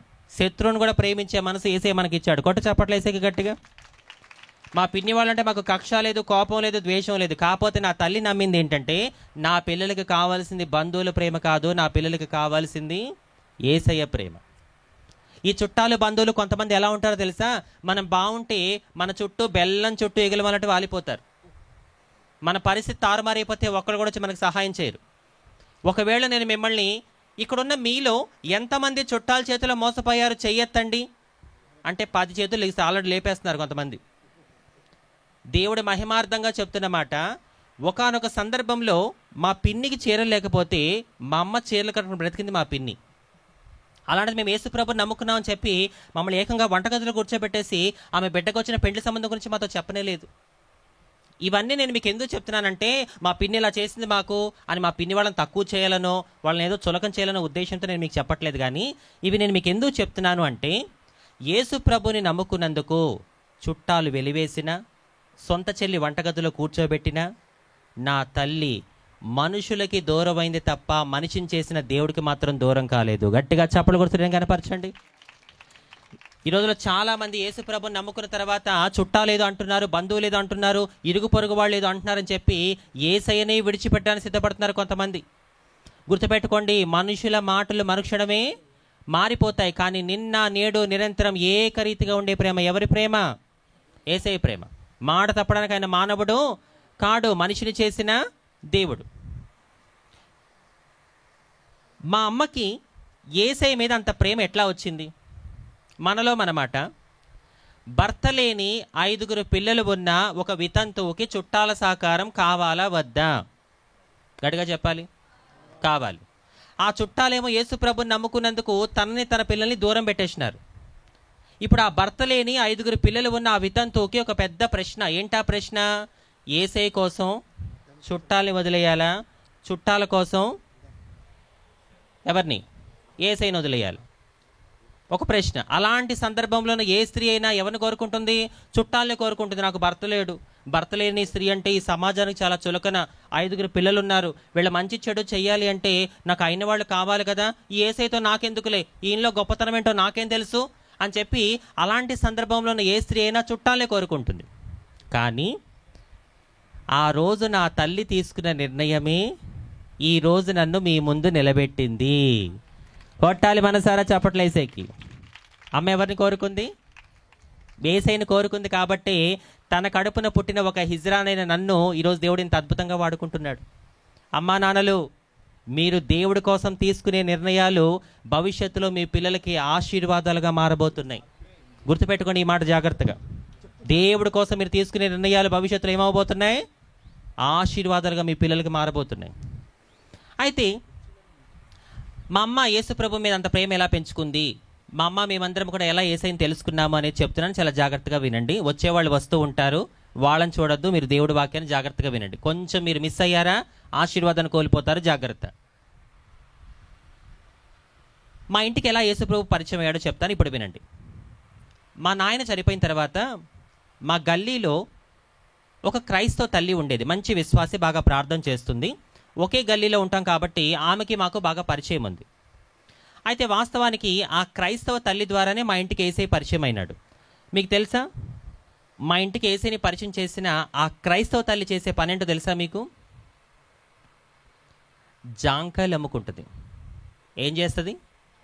ఒక జాంకాయలు అమ్ముకునే తల్లి ద్వారా ఈరోజు నా కుటుంబం రక్షించబడింది. కొట్టు చప్పట్లు యేసయ్యకి గట్టిగా. ఒక్కసారి మీరే థింక్ చేయండి, ఎక్కడ జాంకాయలు అమ్ముకునే ఆ తల్లి, ఎక్కడ దేశ విదేశాల్లో వాడబడుతున్న ఈ పనికిరాని పాత్ర? ఏమాత్రమైన సంబంధం ఉందా?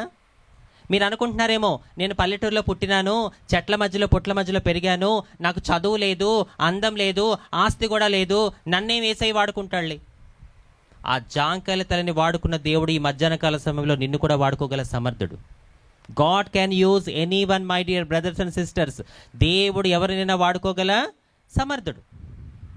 మనలో మనమాట, ఆ రోజు ఆ జాంకాయలు అమ్ముకునే తల్లి మా ఇంటికి సువార్త చెప్తున్నప్పుడు ఆమె అనుకుందా, నేను ఈరోజు ఇంట్లో సువార్త చెప్తున్నాను, భవిష్యత్తులో ఈ ఇంట్లో నుంచి ఒక వ్యక్తి ప్రపంచ దేశాలు తిరుగుతూ దేవుడి సేవ చేస్తుంది అని ఆమె అనుకుందా?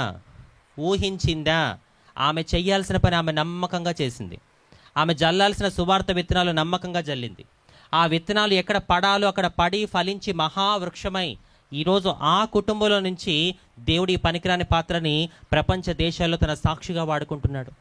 సంగమా, ఆత్మీయులారా, మీరు చెప్పే 4 యేసయ్య మాటలు ఏ కుటుంబాన్ని రక్షిస్తాయో, ఏ వ్యక్తిని సేవకుడిగా సేవకురాలుగా మలుస్తాయో మనకి తెలీదు. కాబట్టి సంగమా, సువార్త చెప్పడంలో మీరు ఎప్పుడు కూడా వెనకడుగు వేయకండి. మీరు అనుకుంటున్నారేమో, అంజలి సువార్త చెప్పే పని సేవకులది కదా, మనం ఆదివారం చర్చికి వెళ్ళామా, స్తోత్రం స్తోత్రం చెప్పి దేవుని స్తుతించామా, వాక్యం విన్నామా, కానుకేసామా, చేతులు దులిపేసుకున్నామంటే యేసయ్య ఒప్పుకోడు. ఆయన నిన్ను నన్ను రక్షించింది అనేకుల్ని రక్షిస్తామనే నమ్మకంతో, ఆయన నా పాపాలు క్షమించింది అనేకులు ఆయన క్షమాపణ పొందుకునేలా మనం చేస్తామనే ఉద్దేశంతో, ఏ నమ్మకమైతే ఏ ఉద్దేశమైతే యేసయ్య నీ మీద పెట్టుకున్నాడో దానికి తగ్గట్టుగా నువ్వు జీవిస్తున్నావా అని ఈ మధ్యాహ్నకాల సమయంలో దేవుడు ఇక్కడున్న ప్రతి ఒక్కరిని ప్రశ్నిస్తున్నాడు. మీకు తెలుసా, ఆనాడు ఆది సంఘం ఆదివారం సంఘంగా లేదు. ఆనాడు ఆది సంఘం పండగల సంఘంగా లేదు. కొంతమంది చర్చిలో ఎప్పుడు కనపడతారో తెలుసా? గుడ్ ఫ్రైడే, ఈస్టర్, క్రిస్మస్, ఈ బ్యాచ్ కూడా ఉన్నారు కొంతమంది. కానీ ఆనాడు ఆది సంఘం ఆదివారం సంఘంగా లేదు, పండగల సంఘంగా లేదు. మీరు వాక్యంలో చూసుకుంటే ఆది సంఘం ప్రతిరోజు నూతన ఆత్మలు దేవుడి మందిరాన్ని నడిపిస్తూనే ఉండేవాళ్ళు. చూడండి, అపోస్తుల కార్యములు 2వ అధ్యాయము 47వ వచనము. ఆనందముతోనూ నిష్కపటమైన హృదయముతోనూ ఆహారం పుచ్చుకొనుచుండిరి, మరియు ప్రభు రక్షణ పొందుచున్న వారిని అనుదినము వారితో చేర్చుచుండెను. ఏంటంట? అనుదినము ప్రతిరోజు ఎవరైతే దేవుడి కోసం రక్షించబడుతున్నారో వాళ్ళని ప్రతిరోజు దేవుడి మందిరాన్ని నడిపిస్తూనే ఉండేవారు. యేసు నామములో మన సంఘాలకి నశించిపోతున్న ఆత్మల మీద భారము ఈ మధ్యాహ్న కాల సమయంలో నా యేసయ్య పుట్టించును గాక. ఆమేన్. విశ్వాసంతో చప్పలు కొడుతూ దేవుని కనపరచండి. అయితే ఆ జాంకాయలు అమ్ముకునే తల్లి ఫస్ట్ టైం మా ఇంటికి వచ్చింది. మా నాయన ఉన్నప్పుడు ఎవరిని ఇంట్లోకి రానిచ్చేవాడు కదా, పొండి పొండి అనేవాడు. ఫస్ట్ టైం ఆ జాంకాయలు అమ్ముకునే తల్లి మా ఇంటికి వచ్చింది. మా నాయన చనిపోయినాడు కదా, మా అమ్మని ఓదారుస్తుంది. దేవకి, నీ భర్త చనిపోయినాడు, నీ పిల్లల భవిష్యత్తు బాగుండాలి అంటే నువ్వు ఒక్కసారి చర్చికి రా. చర్చికి వచ్చి దేవుని పట్ల, ఆయన వాక్యం పట్ల విశ్వాసం ఉంచి నువ్వు గనక యేసుప్రభుని నమ్ముకుంటే ఏం జరుగుతుందో తెలుసా? ఈ లోకములో నీకు ఎన్ని కష్టాలు వచ్చినా, ఎన్ని శ్రమలు వచ్చినా వాటిని ఎదుర్కొనే ధైర్యం యేసయ్య నీకు ఇస్తాడు అని చెప్పింది. ఏమిస్తాడంటే యేసయ్య? పైసలా? బ్యాంక్ బ్యాలెన్స్లా? స్థలాలా? పొలాలా? ఏమిస్తాడంట? శ్రమలు ఎదుర్కొనే. ఈ లోకములో ఎన్ని కష్టాలు వచ్చినా, ఎన్ని శ్రమలు వచ్చినా వాటిని ఎదుర్కొనే ధైర్యం ఎవరిస్తారు? యేసయ్య ఇస్తాడు. ఒక జాంకాయలు అమ్ముకునే తల్లి చెప్తున్న సువార్త చూడండి, ఎంత గొప్ప సువార్త. ఈ రోజులో చాలామంది సువార్త చెప్తారు, యేసుప్రభుని నమ్ముకుంటే మీకు ఇవొచ్చేస్తాయి అవొచ్చేస్తాయి అంటూ ఉంటారు. ఈ మధ్య కొన్ని వింటున్నాను, వాళ్ళు చెప్తున్న మాట ఏంటో తెలుసా? యేసుప్రభుని నమ్ముకుంటే మీ జీవితంలో ఏ కష్టము రాదు, ఏ బాధ రాదు, ఏ శ్రమ రాదు. నిజమా? నిజమేనా మాట? అలాంటి మాటలు నమ్మకండి, అదంతా తప్పుడు బోధ. యేసుప్రభుని నమ్ముకున్న తర్వాత నీ జీవితంలో ఏ కష్టము రాదు, ఏ శ్రమ రాదు అని ఎవరైనా చెప్తున్నారా? ఆ మాటలు నమ్మొద్దు. That is fake gospel. ఒక మాట నన్ను చెప్పనివ్వండి, యేసయ్యని నమ్ముకోకముందు మన జీవితంలో శ్రమలు ఉంటాయి, నమ్ముకున్న తర్వాత కూడా ఉంటాయా ఉండవా? ఉంటాయి. మరి ఏమి లాభం అంజలి? యేసయ్యని నమ్ముకోకముందు శ్రమలు ఉంటాయి అంటున్నావు, నమ్ముకున్న తర్వాత కూడా శ్రమలు ఉంటాయి అంటున్నావు. మరి యేసయ్యని నమ్ముకొని ఏమి లాభం? క్లియర్గా విను. యేసయ్యని నమ్ముకోకముందు నీ జీవితంలో కష్టాలు శ్రమలు వస్తాయి కదా, అప్పుడు నీకేం చేయాలో అర్థం కాదు. కానీ యేసయ్యని నమ్ముకున్న తర్వాత కూడా నీకు శ్రమలు కష్టాలు వస్తాయి కదా, ఆ శ్రమల్లో నీతో పాటు ఆయన కూడా పోరాడతాడు, యుద్ధము ఆయన జరిగించి గెలుపు నీకు దయచేస్తాడు. ఈ క్లారిటీ నువ్వు తెచ్చుకోవాలి. మీలో కొంతమంది అసలు ఎందుకు యేసు ప్రభుని నమ్ముకుంటున్నారనే క్లారిటీ లేనే లేదు. Sorry to say like this, మీలో కొంతమంది మీ అవసరాలు తీర్చుకోవడం కోసమే మీరు యేసు ప్రభుని నమ్ముకుంటున్నారు. మీరెంతసేపు కూడా యేసయ్యని అవసరాలు తీర్చే దేవుడు, అద్భుతాలు చేసే దేవుడు, ఆర్థికంగా స్థిరపరిచే దేవుడు, ఈ కోణంలోనే మీరు యేసయ్యని చూస్తున్నారు. యేసయ్య మీ అవసరాలు 100కి 100% తీరుస్తాడు, అందులో ఏ డౌటు లేదు. కానీ కేవలం నీ అవసరం తీర్చుకోవడం కోసమే నువ్వు యేసు ప్రభుని నమ్ముకున్నావా? రేపంటూ ఒక రోజున నీ అవసరం తీరిపోయిన తర్వాత నువ్వు దేవుడికి దూరం అయిపోతావు. సంగమా, క్రైస్తవులారా, దేవుడి దీవెన మనల్ని దేవుడికి దగ్గర చేయాలి తప్ప దేవుడికి దూరం చేయకూడదు. 10 మంది కుష్ఠరోగులు యేసయ్య స్వస్థపరిస్తే ఎంతమంది వెనక్కి వచ్చారు? మరి మిగతా 9 మందికి ఏం రోగం? దేవుడి దీవెన పొందుకున్న 9 మంది దేవుడికి ఏమయ్యారు? దూరం అయ్యారు. దేవుడి దీవెన పొందుకున్న ఒకడు దేవుడికి ఏమయ్యాడు? దగ్గర అయ్యాడు. ఆ 9 మందిలా ఉందామా, ఒక్కళ్ళ ఉందామా? ఆ ఒక్కళ్ళ ఉంటే ఎంత బాగుంటుందో ఆలోచించి ఈ మధ్యాహ్న కాల సమయంలో. ఒక మాట ఓపెన్గా చెప్పనా బ్రదర్స్ సిస్టర్స్, వినండి. మీలో కొంతమందిని దేవుడు దీవించడానికి భయపడుతున్నాడు. అయ్యో అంజలి ఏంటి అంత మాట అనేసావు అనుకుంటున్నారా? ఎస్, మీలో కొంతమందిని దేవుడు దీవించడానికి భయపడుతున్నాడు. ఎందుకో తెలుసా? నా కుమారుణ్ణి, నా కుమార్తెని దీవిస్తే వీళ్ళు నా దీవెన పట్టుకొని నా నుంచి దూరం అయిపోతారేమో అనే భయం ఆయనలో ఉన్నాయి. మీలో కొంతమందికి ఒక ప్రశ్న ఉంది మనసులో. ఏంటో తెలుసా? ఎందుకు దేవుడు నన్ను దీవించట్లేదు? నేను కానుకిస్తున్నాను, చర్చికి వెళ్తున్నాను, పాటలు పాడుతున్నాను, బలలో చేయి వేస్తున్నాను, సేవకుడికి సంఘానికి చేయాల్సినవన్నీ చేస్తున్నాను, అయినా సరే ఎందుకు నన్ను దేవుడు దీవించట్లేదు? ఈ ప్రశ్న మీలో కొంతమందికి ఉంది. దానికి కారణం ఇదే, దేవుడు నిన్ను దీవిస్తే ఆ దీవెన పట్టుకొని నువ్వు ఎక్కడ ఆయనకు దూరం అయిపోతావేమో అనే భయం, బాధ ఆయనలో ఉన్నాయి. మరి అంజలి, దేవుడు నన్ను దీవించాలంటే నన్ను ఏం చేయమంటావు? దేవుడు నిన్ను దీవించాలంటే నువ్వేం చేయాలో తెలుసా? ఈ మధ్యాహ్న కాల సమయంలో నువ్వు దేవుడికి ఒక నమ్మకం ఇవ్వాలి. ఏంటా నమ్మకం? యేసయ్యా, నువ్వు నన్ను ఎంతగా దీవించినా ఆ దీవెన పట్టుకొని నేను నీకు దగ్గర అవుతాను తప్ప నేను మాత్రం నీకు దూరం కాను అనే నమ్మకం ఇవ్వాలి. I have a question for you. ఒక ప్రశ్న, బాగా ఆలోచించి ఈ ప్రశ్నకి ఎవరు సమాధానం చెప్తారో చూస్తాను. ప్రేమించబడడం గొప్ప, నమ్మబడ్డం గొప్ప? బ్రదర్స్ చెప్తారు. ఎప్పుడు సంఘంలో మీరే మాట్లాడతారు కదా సిస్టర్స్, ఇవాళ బ్రదర్స్ని మాట్లాడిద్దాం. బ్రదర్స్ చెప్పండి, ప్రేమించబడడం గొప్ప, నమ్మబడ్డం గొప్ప? ఎనీబడి? కొంచెం గట్టిగా. నమ్మబడ్డం. మీరు? వాళ్ళు ఎస్ అంటే మీరు నో అంటారా ఏంటి? మరి చెప్పండి, ప్రేమించబడ్డం గొప్ప, నమ్మబడ్డం గొప్ప? ఎస్, అందరూ చెప్పారు నమ్మబడ్డం గొప్ప అని చెప్పి. అయితే దేవుడు నిన్ను ప్రేమిస్తున్నాడా, నమ్ముతున్నాడా? దేవుడు లోకమును ఎంతో ప్రేమించెను అని వాక్యం ఉంది తప్ప దేవుడు లోకమును ఎంతో నమ్మినని వాక్యం లేదు.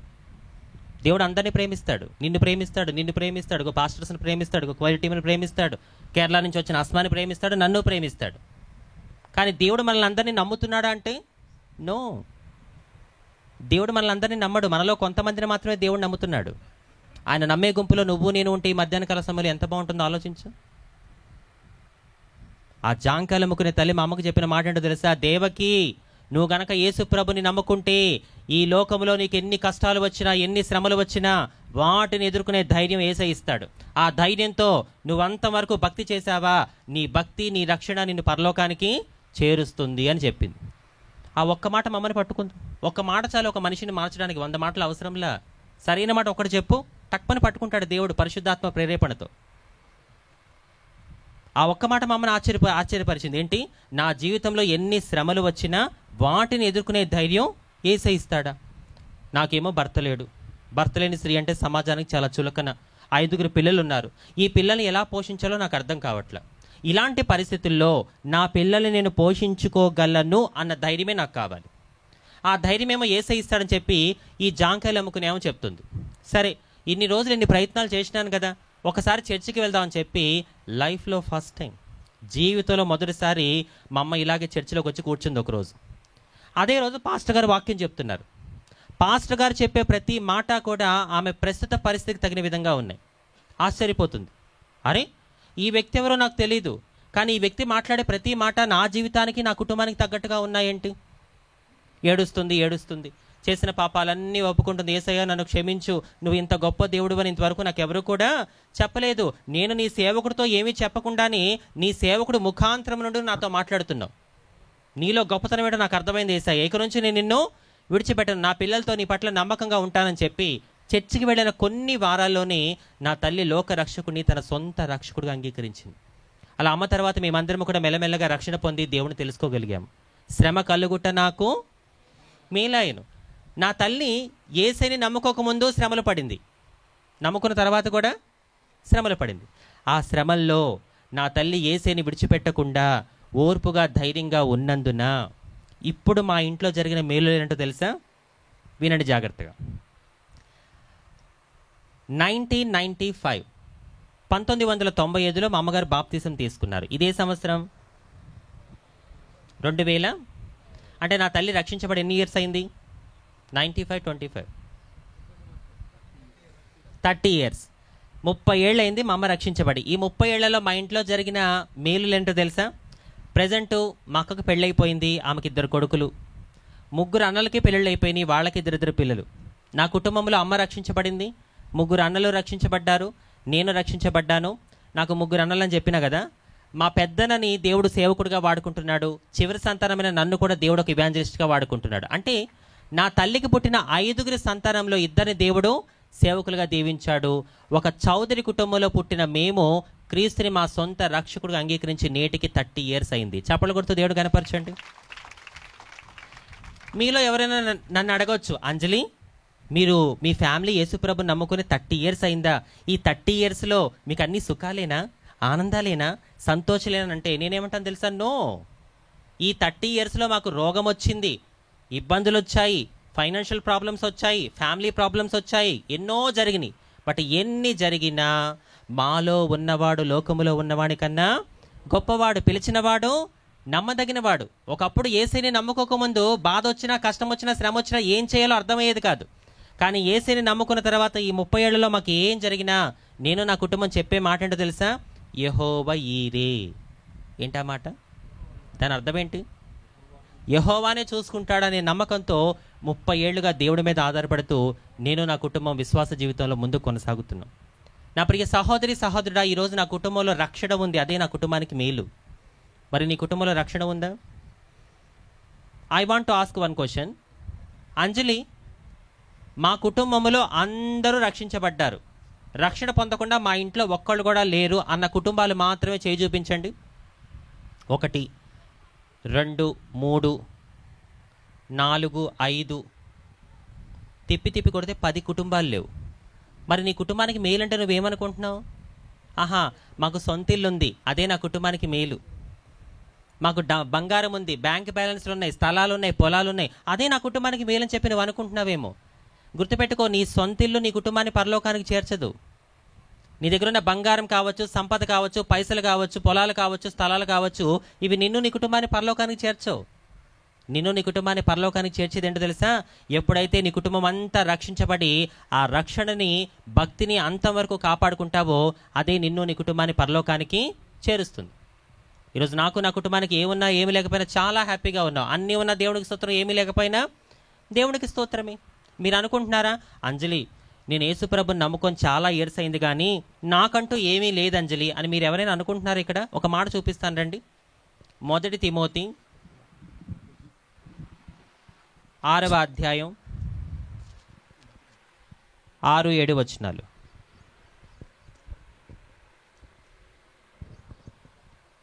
సంతుష్టి సహితమైన దైవభక్తి గొప్ప లాభసాధకమై ఉన్నది. మనం ఈ లోకములోనికి ఏమీయూ తేలేదు, దీనిలో నుండి ఏమీయూ తీసుకొని పోలేము. దీనిలో నుండి నీ బ్యాంక్ బ్యాలెన్స్ నీతో వచ్చేస్తుంది అనుందా? నీ స్థలాలు, పొలాలు, వాటి కాగితాలు నీతో వచ్చేస్తాయి అనుందా? పోనీ మరి ఏమనుంది? మనం ఈ లోకములోనికి ఏమీ తేలేదు, దీనిలో నుండి 1 రూపాయి కూడా మన వెంట రాదు. ఆఖరికి నువ్వు పెట్టుకున్న ముక్కు పుల్లతో సహా ఇక్కడ విడిచిపెట్టి వెళ్ళిపోవలసిందే. కొంతమంది ముక్కు పుల్లలు తల మెరిసిపోతున్నాయి, ఆ ముక్కు పుల్ల కూడా నువ్వు ఇక్కడ విడిచిపెట్టి వెళ్ళిపోవలసింది. అందుకే అంటున్నాడు ఈ రాత్రి, ఈ మధ్యాహ్న కాల సమయంలో దేవుడు అంటున్న మాట, కొండేడు గ్రామమా నీకు యేసు కావాలా కాసు కావాలా? ఏసా కాసా? నాకు ఏసే కావాలి అన్నవాళ్ళు 2 చేతులు ఆకాశం చూపించి బిగ్గరగా చప్పట్లు కొడుతూ దేవుని కనపరచండి. నిత్య జీవాన్ని ఇచ్చే ఏసే నాకు కావాలి అన్నవాళ్ళు మనసారా చప్పట్లు కొట్టాలి. ఏసా కాసా అంటే ఏసే అని చెప్పారు, మనస్ఫూర్తిగా చెప్పారా? చెప్పిన వారిని మాత్రమే దేవుడు దీవించును గాక.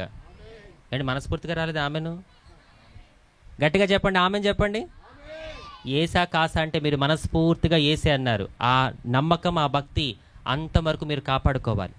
ఒకవేళ నా మాటలు వింటున్న మీలో ఎవరైనా, అంజలి నేను చాలా తప్పులు చేశాను, నేనంటే నా కుటుంబానికి నచ్చదు, నా గ్రామంలో ఎవరు ఇష్టపడరు, నా గల్లీలో నా ముఖం ఎవరు చూడరు, ఎందుకంటే నేను చాలా తప్పులు చేశాను అంజలి.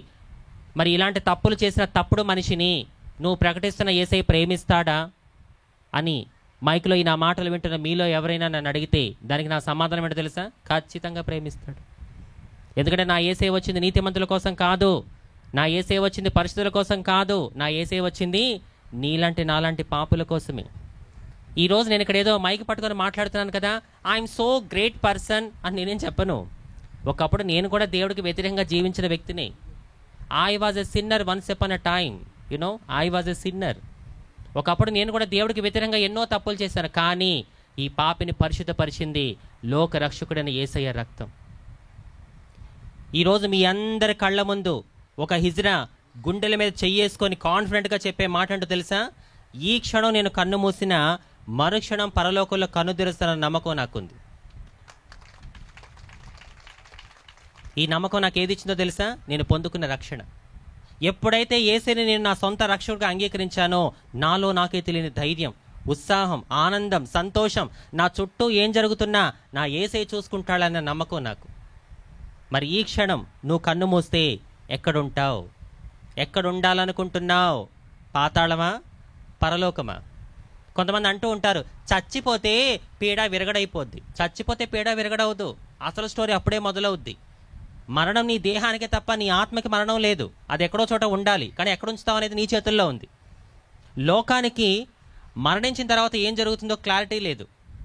లోకంలో కొంతమంది ఏమంటారో తెలుసా, చావుకి నేను భయపడను, చావు అంటే నాకు భయం లేదు అంటుంటారు లోకంలో కొంతమంది. కానీ ఆ చావు దగ్గరికి రాగానే ఆ వ్యక్తి ఎలా ఆలోచిస్తాడో తెలుసా, ఇంకొన్ని రోజులు బ్రతికితే బాగుండు, ఇంకొక రోజు బ్రతికితే బాగుండు, ఒక గంట బతికితే బాగుండు అని చెప్పి ఆ వ్యక్తి తహతహలాడుతూ ఉంటాడు. ఎందుకంటే మరణించిన తర్వాత అంతా అయిపోతుంది, నేను ఎక్కడికి వెళ్తాను, నాకేమవుతుంది అనే ఆలోచనల మధ్యలో ఆ వ్యక్తికి బ్రతకాలని ఆశపడుతుంది. కానీ యేసయ్యని సొంత రక్షకుడిగా అంగీకరించిన మనకున్న ఫుల్ క్లారిటీ ఏంటో తెలుసా, మనం మరణించినా ఒకరోజు ఖచ్చితంగా తిరిగి లెగుస్తాము. నమ్మిన వాళ్ళు చప్పట్లు కొడతారా? యేసయ్యని నమ్ముకున్న మనకున్న ఫుల్ క్లారిటీ ఏంటంటే, మనం మరణించినా ఒకరోజు ఖచ్చితంగా యేసయ్య మనల్ని లేపుతాడు. దేవుని ఇల్లైన పరలోకంలో మనమందరము కూడా దైవ కుమారులుగా, దైవ కుమార్తెలుగా యుగ యుగాలు ఆయనతో కలిసి నివసిస్తాం. ఈ నిరీక్షణ, ఈ విశ్వాసం క్రీస్తుని ఆరాధిస్తున్న క్రైస్తవులుగా మనకు మాత్రమే సాధ్యం. మరి ఈ రక్షణ నీకు కావాలా? అంజలి, రక్షణ పొందాలంటే నేనేం చేయాలి? ఎక్కడికి వెళ్ళాలి? ఎంత పైసలు ఖర్చు పెట్టాలి? రక్షణ పొందాలంటే నువ్వేం పైసలు ఖర్చు పెట్టక్కర్లా. రక్షణ పొందాలంటే నువ్వు ఎక్కడికి వెళ్ళాల్సిన అవసరం లేదు. ఒక మాట చూపిస్తాను, అది మనస్ఫూర్తిగా నమ్ము. చివరి మాట, రోమిలకు రాసిన పత్రిక 10వ అధ్యాయము 9వ వచనము.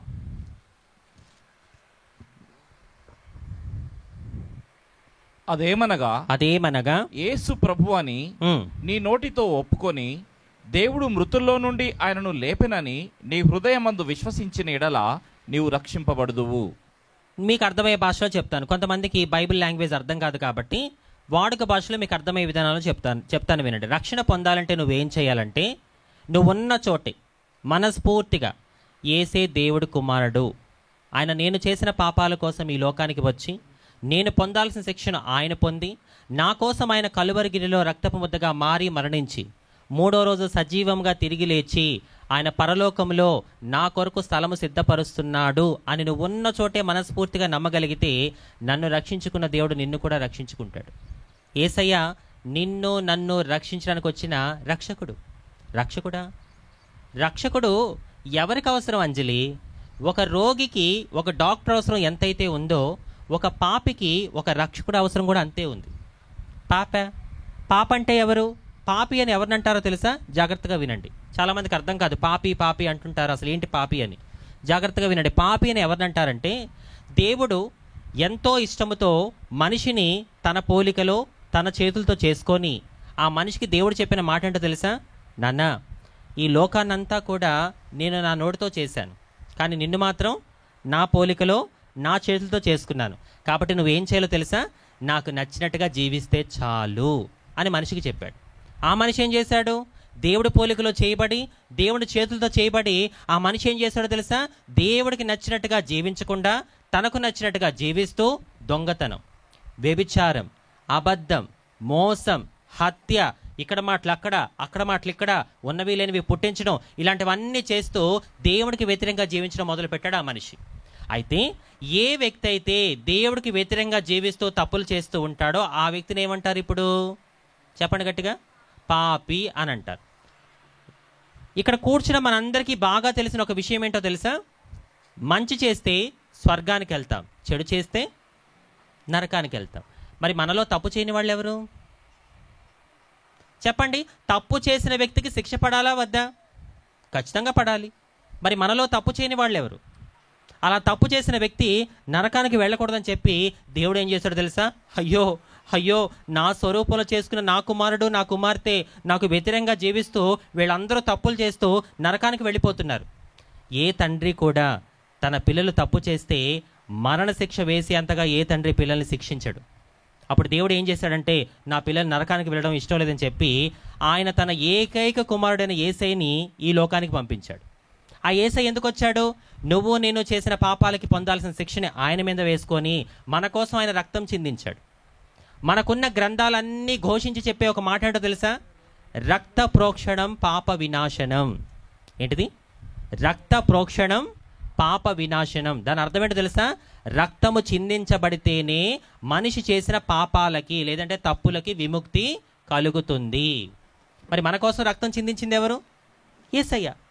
ఆ యేసయ్య మన కోసం రక్తం చిందించి మనల్ని నరకం నుండి తప్పించాడు. కాబట్టి ఎవరైతే యేసయ్య నువ్వే నా రక్షకుడివి, ఎందుకంటే నేను ఈ లోకంలో ఎన్నో తప్పులు చేశాను, నేను చేసిన తప్పులకి నేను ఖచ్చితంగా నరకానికి వెళ్ళిపోవాల్సిందే, కానీ నా కోసం నువ్వు బలి అయ్యావు, నా కోసం నువ్వు త్యాగం చేశావు, నువ్వే నా రక్షకుడు యేసయ్యా, ఇక నుంచి నేను నీకు నచ్చినట్టుగా బ్రతుకుతానని చెప్పి ఎవరైతే యేసయ్యని తమ సొంత రక్షకుడిగా అంగీకరిస్తారో వాళ్ళకి నరకానికి వెళ్ళే అవసరము ఉండదు. కొండేడు గ్రామములో మైక్ ద్వారా ఈ నా మాటలు వింటున్న ప్రియ సహోదరి సహోదరుడా, ఫైనల్గా ఒకే ఒక మాట చెప్తాను, జాగ్రత్తగా వినండి. ఈ ఇహలోకంలో మనిషి తనకున్న జ్ఞానాన్ని బట్టి, తనకున్న శక్తిని బట్టి, తనకున్న స్థితిగతులను బట్టి ఈ లోకంలో ఆ మనిషికి ఏవన్నా చెప్పుకునే అవకాశం ఉంటుంది. కొంతమంది నేను జ్ఞానిని అంటుంటారు, కొంతమంది నా అంత గొప్పవాడు ఈ లోకంలో ఎవరూ లేరు అంటుంటారు, ఇంకొంతమంది అయితే నేనే దేవుణ్ణి అని చెప్పుకునేవారు కూడా ఈ లోకంలో లేకపోలేదు. అయితే ఎవరైనా ఒక వ్యక్తి ఆ వ్యక్తి నేనే దేవుణ్ణి అని చెప్పుకుంటున్నాడు అంటే అసలు ఆ వ్యక్తి దేవుడా కాదా అని నిర్ధారించేది ఏది? మీ నుంచి నాకు జవాబు రావాలి. అర్థం కాలేదా? మళ్ళీ అడుగుతాను, జాగ్రత్తగా విని నాకు ఆన్సర్ ఇవ్వండి. ఈ లోకంలో ఎవరైనా ఒక వ్యక్తి ఆ వ్యక్తి నేనే దేవుణ్ణి అని చెప్పుకుంటున్నాడు అంటే అసలు ఆ వ్యక్తి దేవుడా కాదా అని నిర్ధారించేది ఏది? మరణం. ఏంటిది? మరణం. మరణానికి ఉన్న శక్తి ఏంటో తెలుసా? నువ్వు ఎంత గొప్ప అందగాడివైనా, ఎంత గొప్ప అందగత్తివైనా, మిస్ వరల్డ్, మిస్టర్ వరల్డ్ అంటుంటారు కదా, richest man in the world, ప్రపంచంలో నువ్వు ఎంత గొప్ప ధనవంతుడివైనా, ఎంత గొప్ప జ్ఞానివైనా, ఎంత గొప్ప ఫేమస్ అయినా ఒకరోజు నువ్వు ఖచ్చితంగా మరణానికి తలవంచాల్సిందే. ఆ మరణం చెప్పే మాట్లాడు తెలుసా? ఏయ్, నువ్వు ఎవడివైనా సరే ఒకరోజు నాకు లోబడాల్సిందే, నా మాట వినాల్సిందే అంటుంది మరణం. కానీ అలాంటి మరణాన్ని సైతం తనకు లోపరుచుకోగలిగిన వాడు, అలాంటి మరణాన్ని కూడా తనకు తల వంచుకునేలా చేసుకోగలిగిన వాడు, అది ఈ లోకములో మన యేసయ్యకి మాత్రమే సాధ్యమయ్యింది. ఈ భూమి మీద వాళ్ళు ఎంత గొప్ప వాళ్ళైనా కావచ్చు, వాళ్ళందరికీ జయంతి ఉంది, వర్ధంతి ఉంది, కానీ తిరిగి లేచిన 3వ దినం, అదే పునరుద్ధాన దినం నేను ప్రకటిస్తున్న యేసయ్యకి మాత్రమే ఉంది. లోకంలో చాలామంది ఏమంటారు తెలుసా? అందరూ పుట్టినట్టే యేసయ్య పుట్టాడు, అందరూ మరణించినట్టే యేసయ్య మరణించాడు, కానీ యేసయ్య లేచినట్టుగా అందరూ లేవలేదు. కొట్టాలి చప్పట్లు యేసయ్యకి గట్టిగా. యేసయ్య లేచినట్టుగా అందరూ లేవలేదు. ఆయన మరణాన్ని గెలిచాడు. ఈ మధ్యాహ్న కాల సమయంలో నిన్ను కూడా గెలిపించగల సమర్థుడు. కొండేడు గ్రామములో మైక్ ద్వారా ఈ మాటలు వింటున్న ప్రియ సహోదరి సహోదరుడా వినండి. బ్రతుకున్న మనిషికి బ్రతుకున్న దేవుడే కావాలి. నేను ప్రకటిస్తున్న యేసయ్య చావుని గెలిచిన సజీవుడు, మరణాన్ని ఓడించిన మృత్యుంజయుడు. విత్తబడిన ఈ వాక్యము మనందరి జీవితాల్లో ఫలించును గాక. ఏ వాక్యమైతే దేవుడు మీరు హృదయాల్లో నాటాడో ఆ వాక్యము అపవాది వచ్చి వెతికెళ్ళిపోకుండా అంతం వరకు ఆ వాక్యాన్ని దేవుడు మీ హృదయంలో నాటబడించేలా చెయ్యును గాక. లేచి నిలబడండి, మీ కొరకు ప్రార్థన చేస్తాను. అందరూ లేచి నిలబడి 2 చేతులు ఆకాశం వైపు చూపించి, ఎవరు అటు ఇటు తిరగొద్దు. దేవుని సన్నిధికి నువ్వు లెక్క చేయకపోతే నిన్ను దేవుడు లెక్క చేయడు. జాగ్రత్త. నీలాంటోళ్ళు నాలాంటోళ్ళు 100 మంది ఆయనకి. అంజలి కాకపోతే అంజలి లాంటి వాళ్ళు లక్షల మంది ఉన్నారు సమాజంలో. ఆ భయం నీలో ఉంటే, దేవుడి సన్నిధిలో ఉన్నాననే భయం నీలో ఉంటే శ్రద్ధగా ప్రతి ఒక్కరు కూడా 2 చేతులు ఆకాశం వైపు చూపించి, అయా నీకు వందనాలు, నిజమే, బ్రతుకున్న మనిషికి బ్రతుకున్న దేవుడే కావాలి. బ్రతుకున్న నాకు బ్రతుకున్న దేవుడిపైన నువ్వే కావాలి. నువ్వు సజీవుడు యేసయ్యా. ఇన్నాళ్ళు నీ గురించి ఏదో అనుకున్నాను, కానీ ఈరోజు సమాజము చేత వెలివేయబడిన ఒక జీవితాన్ని మా ముందు తీసుకొచ్చి నిలబెట్టావు. మా కొండేడు గ్రామంలో ఎంతోమంది పురుషులు స్త్రీలు వచ్చి యేసయ్య మాటలు చెప్పారు. కానీ మొదటిసారి ఒక హిజ్రా వచ్చి మా గ్రామ చరిత్రలో యేసయ్య ఎంత గొప్ప దేవుడో ఈ గ్రామంలో వినిపించడం జరిగింది. అయా నీకు వందనాలు యేసయ్య. శ్రమ కలుగుట నాకు మేలాయును అన్నావు. ఇంతకాలం శ్రమలు రావద్దు అని ప్రార్థన చేశాను, కానీ ఈరోజు నాకు అర్థమైంది, శ్రమలే లేకపోతే మేము నిన్నే మర్చిపోతాం. మా జీవితంలో ఏదో ఒక ముళ్ళు ఉండాలి. ముళ్ళు లేకపోతే మా కళ్ళు నెత్తికెక్కిపోతాయి. ఈరోజు నేను నా ప్రార్థన విధానం మారుస్తాను. ఇక నుంచి శ్రమలు రావద్దని ప్రార్థన చేయను. ఎన్ని శ్రమలు వచ్చినా వాటిని ఎదుర్కొనే ధైర్యాన్ని, ఓర్పుని నాకు ఇవ్వు యేసయ్య అని చెప్పి అడుగుతారా దేవుణ్ణి? అయ్యా, క్రైస్తవుడని చెప్పుకోవడం వేరు, క్రైస్తవులా బ్రతకడం వేరు అన్నావు. ఇంతకాలం క్రైస్తవుడిని క్రైస్తవురాలని చెప్పుకున్నాను, దానివల్ల నాకు ఏమీ రాలేదు. కనీసం ఇక నుంచి అయినా నీ కొరకు నిజమైన క్రైస్తవుడిగా, నిజమైన క్రైస్తవురాలుగా జీవించే కృపను నాకు ఇవ్వు యేసయ్య. అయ్యా, ఎందుకు దేవుడు నన్ను దీవించట్లేదు అనే ప్రశ్న నాలో ఉండేది. ఈరోజు నాకు జవాబిచ్చావు. దేవుడి దీవెన మనల్ని దేవుడికి దగ్గర చేయాలి తప్ప దేవుడికి దూరం చేయకూడదు అన్నావు. అవును నాయన, ప్రేమించబడడం గొప్ప, నమ్మబడడం గొప్ప అంటే నమ్మబడ్డమే గొప్ప కదా నాయన. నువ్వు అందరినీ ప్రేమిస్తావు, కానీ నువ్వు అందరినీ నమ్ముతావా అంటే లేదు యేసయ్య. నువ్వు నమ్మే గుంపులో ఈ మధ్యాహ్నం నేను కూడా ఉండాలనుకుంటున్నాను. మనస్ఫూర్తిగా చెప్తావా యేసయ్య, నువ్వు నన్ను ఎంతగా దీవించినా ఆ దీవెన పట్టుకొని నేను నీకు దగ్గర అవుతాను తప్ప నేను మాత్రం నీకు దూరం కాను అని మనస్ఫూర్తిగా ఈ మాట యేసయ్యతో చెప్తావా? యేసయ్య, నువ్వు నన్ను ఎంతగా దీవించినా ఆ దీవెన పట్టుకొని నేను నీకు దగ్గర అవుతాను తప్ప నేను మాత్రం నీకు దూరం కాను నాయన. ఈరోజు నాతో స్పష్టంగా మాట్లాడినందుకు నీకు వందనాలు యేసయ్య అని చెప్పి మనస్ఫూర్తిగా ఈ మాట చెప్పాలి. మీలో ఎవరైనా నేను ఇంకా బాప్తిసం తీసుకోలేదు, తీసుకోవాలనుకుంటున్నాను, దయచేసి నా కోసం ప్రార్థన చేయండి అన్నవాళ్ళు ఎవరైనా ఉంటే వేదిక ముందుకు రండి, మీ కొరకు ప్రార్థన చేస్తాను. ఎనీబడి, ఎవరైనా ఈ మధ్యాహ్న కాల సమయంలో నువ్వు కన్ను మూస్తే ఎక్కడుంటావు? ఎక్కడ ఉండాలనుకుంటున్నావు? పాతాళమా, పరలోకమా? నువ్వు పరలోకం వెళ్ళాలి అనుకుంటే పర్ఫెక్ట్గా ఉంటే చాలు. పాతాళానికి వెళ్ళాలి అనుకుంటే పాప అయితే చాలు. పాతాళానికి వెళ్ళాలి అనుకుంటే నీకు 100 మార్గాలు ఉన్నాయి. పరలోకానికి వెళ్ళాలి అనుకుంటే నీ దగ్గర ఉన్న ఒకే ఒక మార్గం ప్రభువైన యేసుక్రీస్తుని నీ సొంత రక్షకుడిగా అంగీకరించడమే. కాబట్టి ఎవరైనా మీలో ఇంకా రక్షణ పొందలేదు, నేను బాప్తిసం తీసుకోలేదు, తీసుకోవాలనుకుంటున్నాను, దయచేసి నా కోసం ప్రార్థన చేయండి అన్నవాళ్ళు ఎవరైనా ఉంటే దయచేసి వేదిక ముందుకు రండి, మీ కొరకు ప్రార్థన చేస్తాను. ఈ మధ్యాహ్నకాల సమయంలో ఈ క్షణం నువ్వు కన్ను మూస్తే ఎటు వెళ్తావు నా ప్రియ సహోదరి సహోదరుడా? ఒక్కసారి ఆలోచించు. అందరూ కళ్ళు మూసుకోవాలి, ఎవరు కళ్ళు తెరవద్దు. అందరూ కళ్ళు మూసుకోండి దయచేసి, ఎవరు కళ్ళు తెరవకుండా. ఇక్కడ నుంచి ఉండమ్మా, ఇక్కడ నుంచి ముందుకు రాదు. ఇంకా ఎవరైనా ఎనీబడి చున్నీ వేసుకునేది? ఇద్దరు వచ్చారు. ఇంకా ఎవరైనా ఈ మధ్యాహ్నకాల సమయంలో దేవుడు నాతో మాట్లాడాడు, నేను యేసు ప్రభుని నా సొంత రక్షకుడిగా అంగీకరించాలనుకుంటున్నాను, దయచేసి నా కోసం ప్రార్థన చేయండి అన్నవాళ్ళు ఎవరైనా ఉంటే వాళ్ళు వేదిక ముందుకు రండి, మీ కొరకు ప్రార్థన చేస్తాను. నా ప్రియ సహోదరుడా, నా ప్రియ సహోదరి, ఒక్కసారి ఆలోచించు. ఇదే హిజ్రా ట్రైన్లో చప్పట్లు కొడితే బాత్రూంలో దాక్కుంటావు కదా?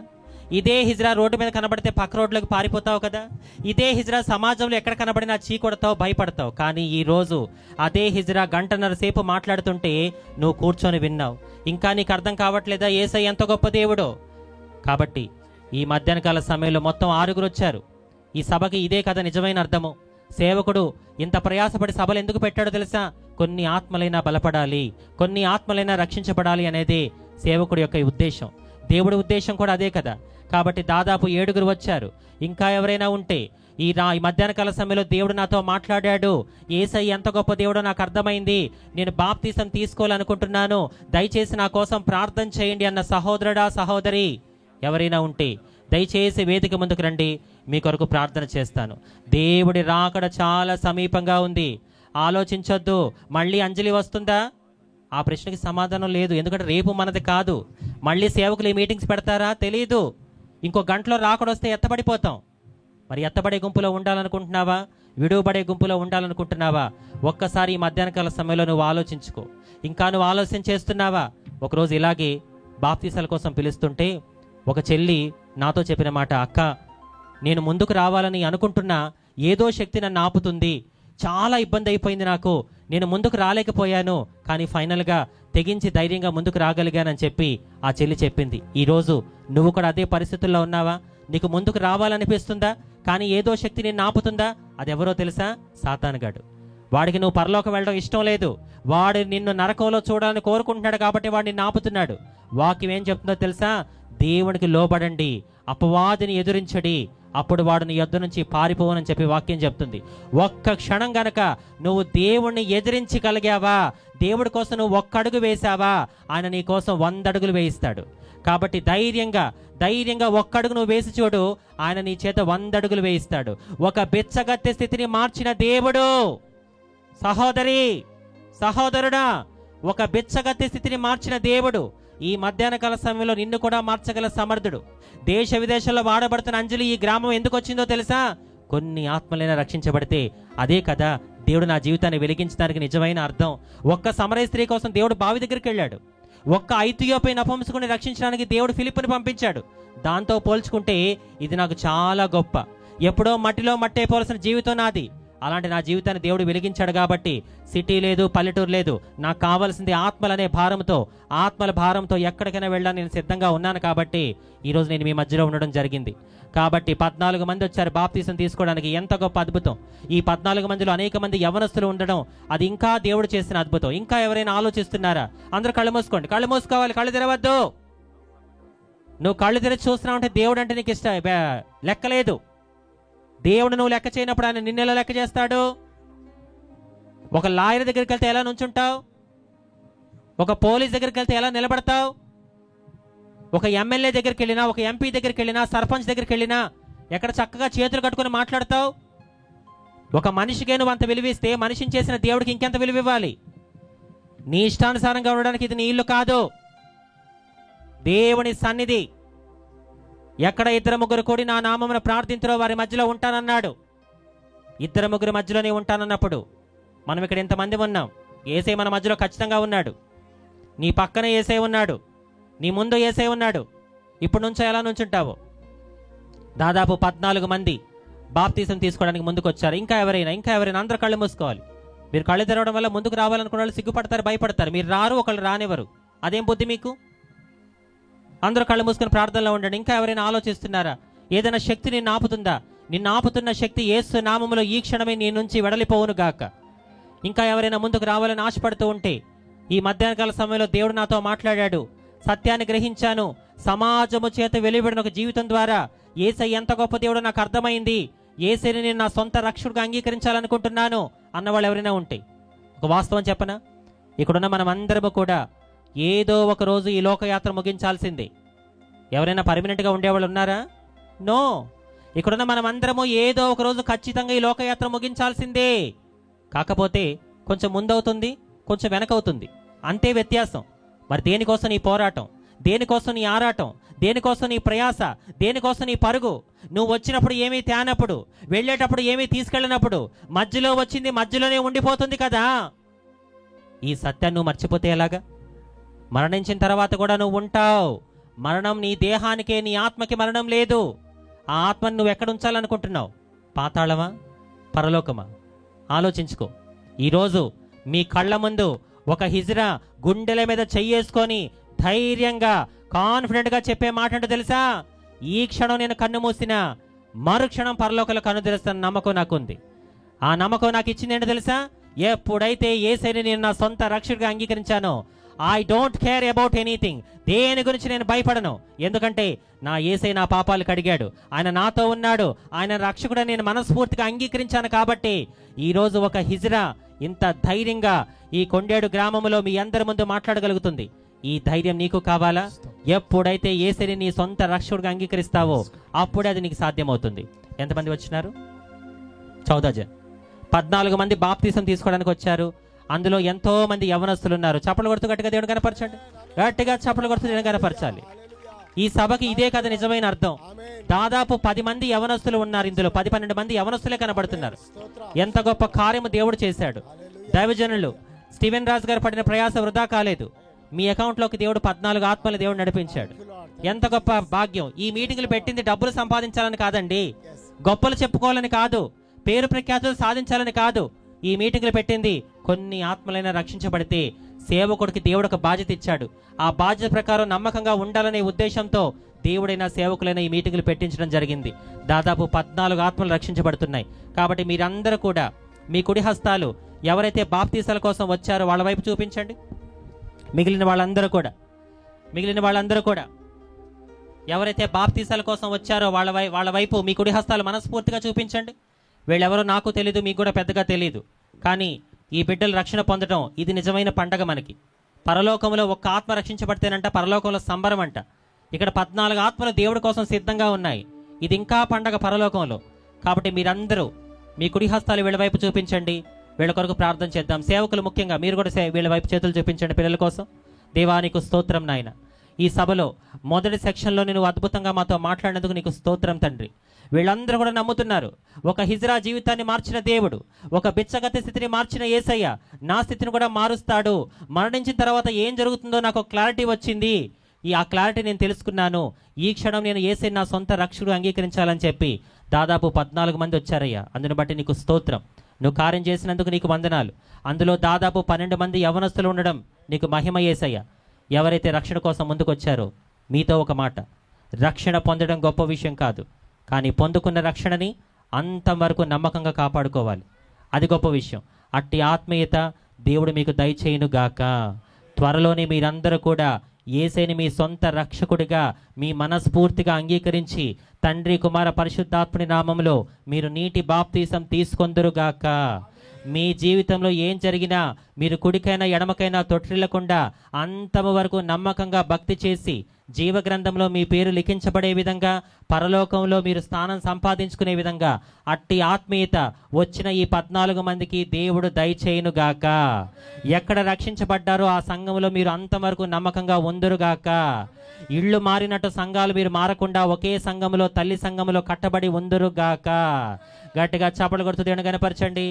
మన మధ్యలో ఉన్న దేవుడి దాసులు ప్రార్థన చేస్తారు. అందరూ ప్రార్థనలో ఏకీభవించండి. దేవుడి దాసులు ప్రార్థన చేస్తూ ఉంటారు. మమ్మల్ని మిక్కిలిగా ప్రేమించుచున్న నా ప్రియ పరలోకపు తండ్రి, మహాపరిశుద్ధుడా, గొప్ప దేవ యేసు ప్రభా, నీకు వందనాలు, స్తుతులు, స్తోత్రములు చెల్లిస్తున్న ఏమిచ్చి మీరు రుణము తీర్చుకోలేము ప్రభైనా. కేవలం మీకు కృతజ్ఞతాస్తుతులు స్తోత్రాలు అర్పిస్తున్నాను తండ్రి. నాయనా నీకు వందనాలు ప్రభైనా. నీ ప్రియ దాసురాలు పబైనా డాక్టర్ అంజలి గారిని పబా మీరు నిలబెట్టుకొని పబైనా చక్కటి వర్తమానమును పబైనా సాక్ష్యమును పబా మీరు తెలియపరిచారు పబైనా. అయ్యా నీకు వందనాలు తెలుస్తున్న పబా. మీకు ఆత్మ సంచారం జరుగుతూ ఉన్నదని ఒక గొప్ప సంకల్పం